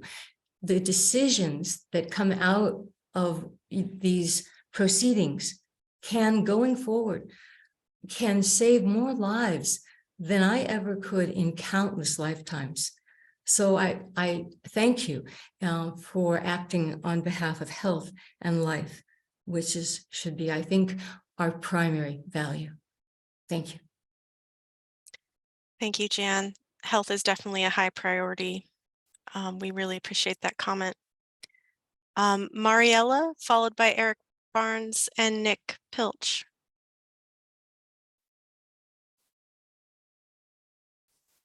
Mariella, you should be able to unmute yourself. Hello? We can hear you. Okay, perfect. Hi, this is Mariela from the American Lung Association. We support this effort and encourage CARB to maintain momentum towards the implementation timeline needed to meet or exceed the ozone SIP commitments to protect public health. Our state of the air report showed that California again faces the most ozone impacted communities in the nation, and a zero emission rule for appliances is an important part of meeting our clean air standards. We appreciate the consideration of appliances beyond space and water heating in this conversation as an avenue for future reduce harmful emissions beyond the SIP outline. We encourage an ongoing focus on equity implications of this rulemaking raised by our colleagues in the equity space and the building in strong oversight and attention to this critical consideration in the implementation. This rule has the potential to reduce combustion, to drive NOx reductions, climate protection, and indoor air quality benefits. Thank you. Thank you so much, Mariela. Eric. Eric, please go ahead and ask your. Okay. I know I introduced the first part of my question earlier, but to save time, yeah, I know you've been talking more about building decarbonization. I was paying more attention to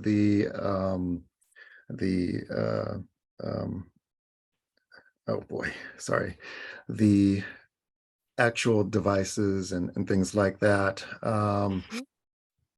would the scope of this program extend to devices that are similar but more mobile in nature?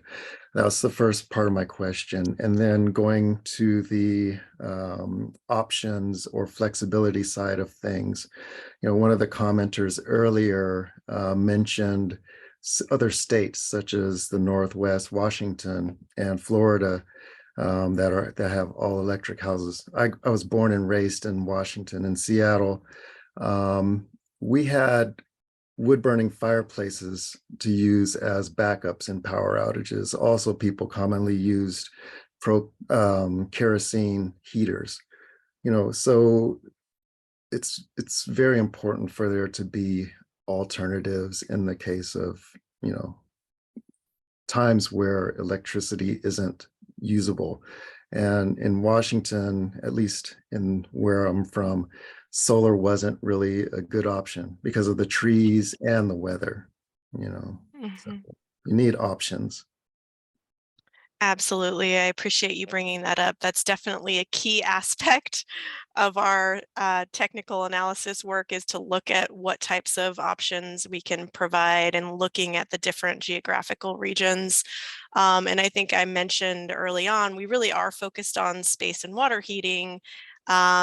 We may also be looking at cooking and clothes drying as well, but we're really not planning at this point, we're not planning on developing any types of emission standards that would be focused on barbecues or camping equipment or any of those mobile type applications that you had mentioned, I think, in your original question and answer, or the original question that you shared in writing. So I did want to just flag that as well. So thank you for raising that again. Okay, Nick Pilch is the last person I see on the list, unless other folks, it looks like Leah Louise Prescott is also raising their hand, so you'll follow Nick. Go ahead, Nick, if you'd like to unmute yourself and make your comment. Yes, hi, can you hear me? Mm-hmm. Great. Great comment, lots of great comments, including the comments by the last commenter about the outdoor appliances and mobile appliances. I do think that merits a look at some point.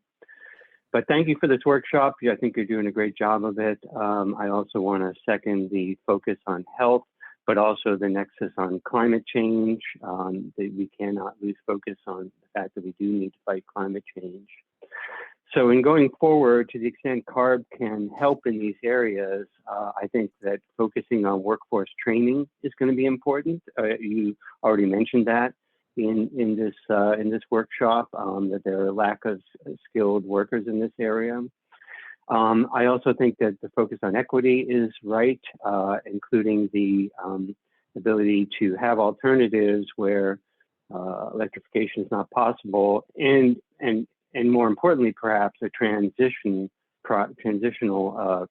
projects, so that people can, so you have a way to not have people use fossil fuels in perpetuity, but have a way to perhaps transition them even if they're on propane or other fuels. I also think that it's the focus on disadvantaged communities and multifamily residents is absolutely where support is needed. I think that better resourced areas can figure it out.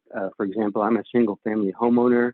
I've already replaced a couple of my appliances, but I've had the resources to do that and figure it out myself. But multifamily residences and less resourced areas, disadvantaged communities, they need the most affordable option, and they need the training and the help in getting that done. And so I think that that's where the focus of all the support should be, and let the better resource areas figure it out for themselves. So thank you. Thank you so much. I really appreciate that. Okay, our next commenter, Leah, please go ahead and unmute yourself and provide your comment. Thank you. This is Leah Lewis Prescott with RMI. And I want to say thank you so much for this workshop. I really appreciate CARB's commitment to zero emission appliance standards and ensuring an equitable transition and process. I want to uplift something Carolyn mentioned on the panel today.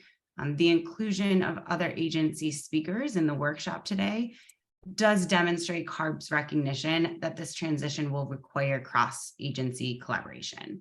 And this is a phenomenal start, but to drive success and an equitable transition, it will take an unprecedented effort by these government agencies to work in a different type of way than historically done. It's really essential that each agency's independent processes are complementary, coordinated, and driving toward this shared goal of zero emission appliances transition starting in 2030. So as CARB develops its engagement plan, I encourage consideration of an explicit interagency coordination process to make sure that this happens, as well as a cross-sector working group that includes community voices.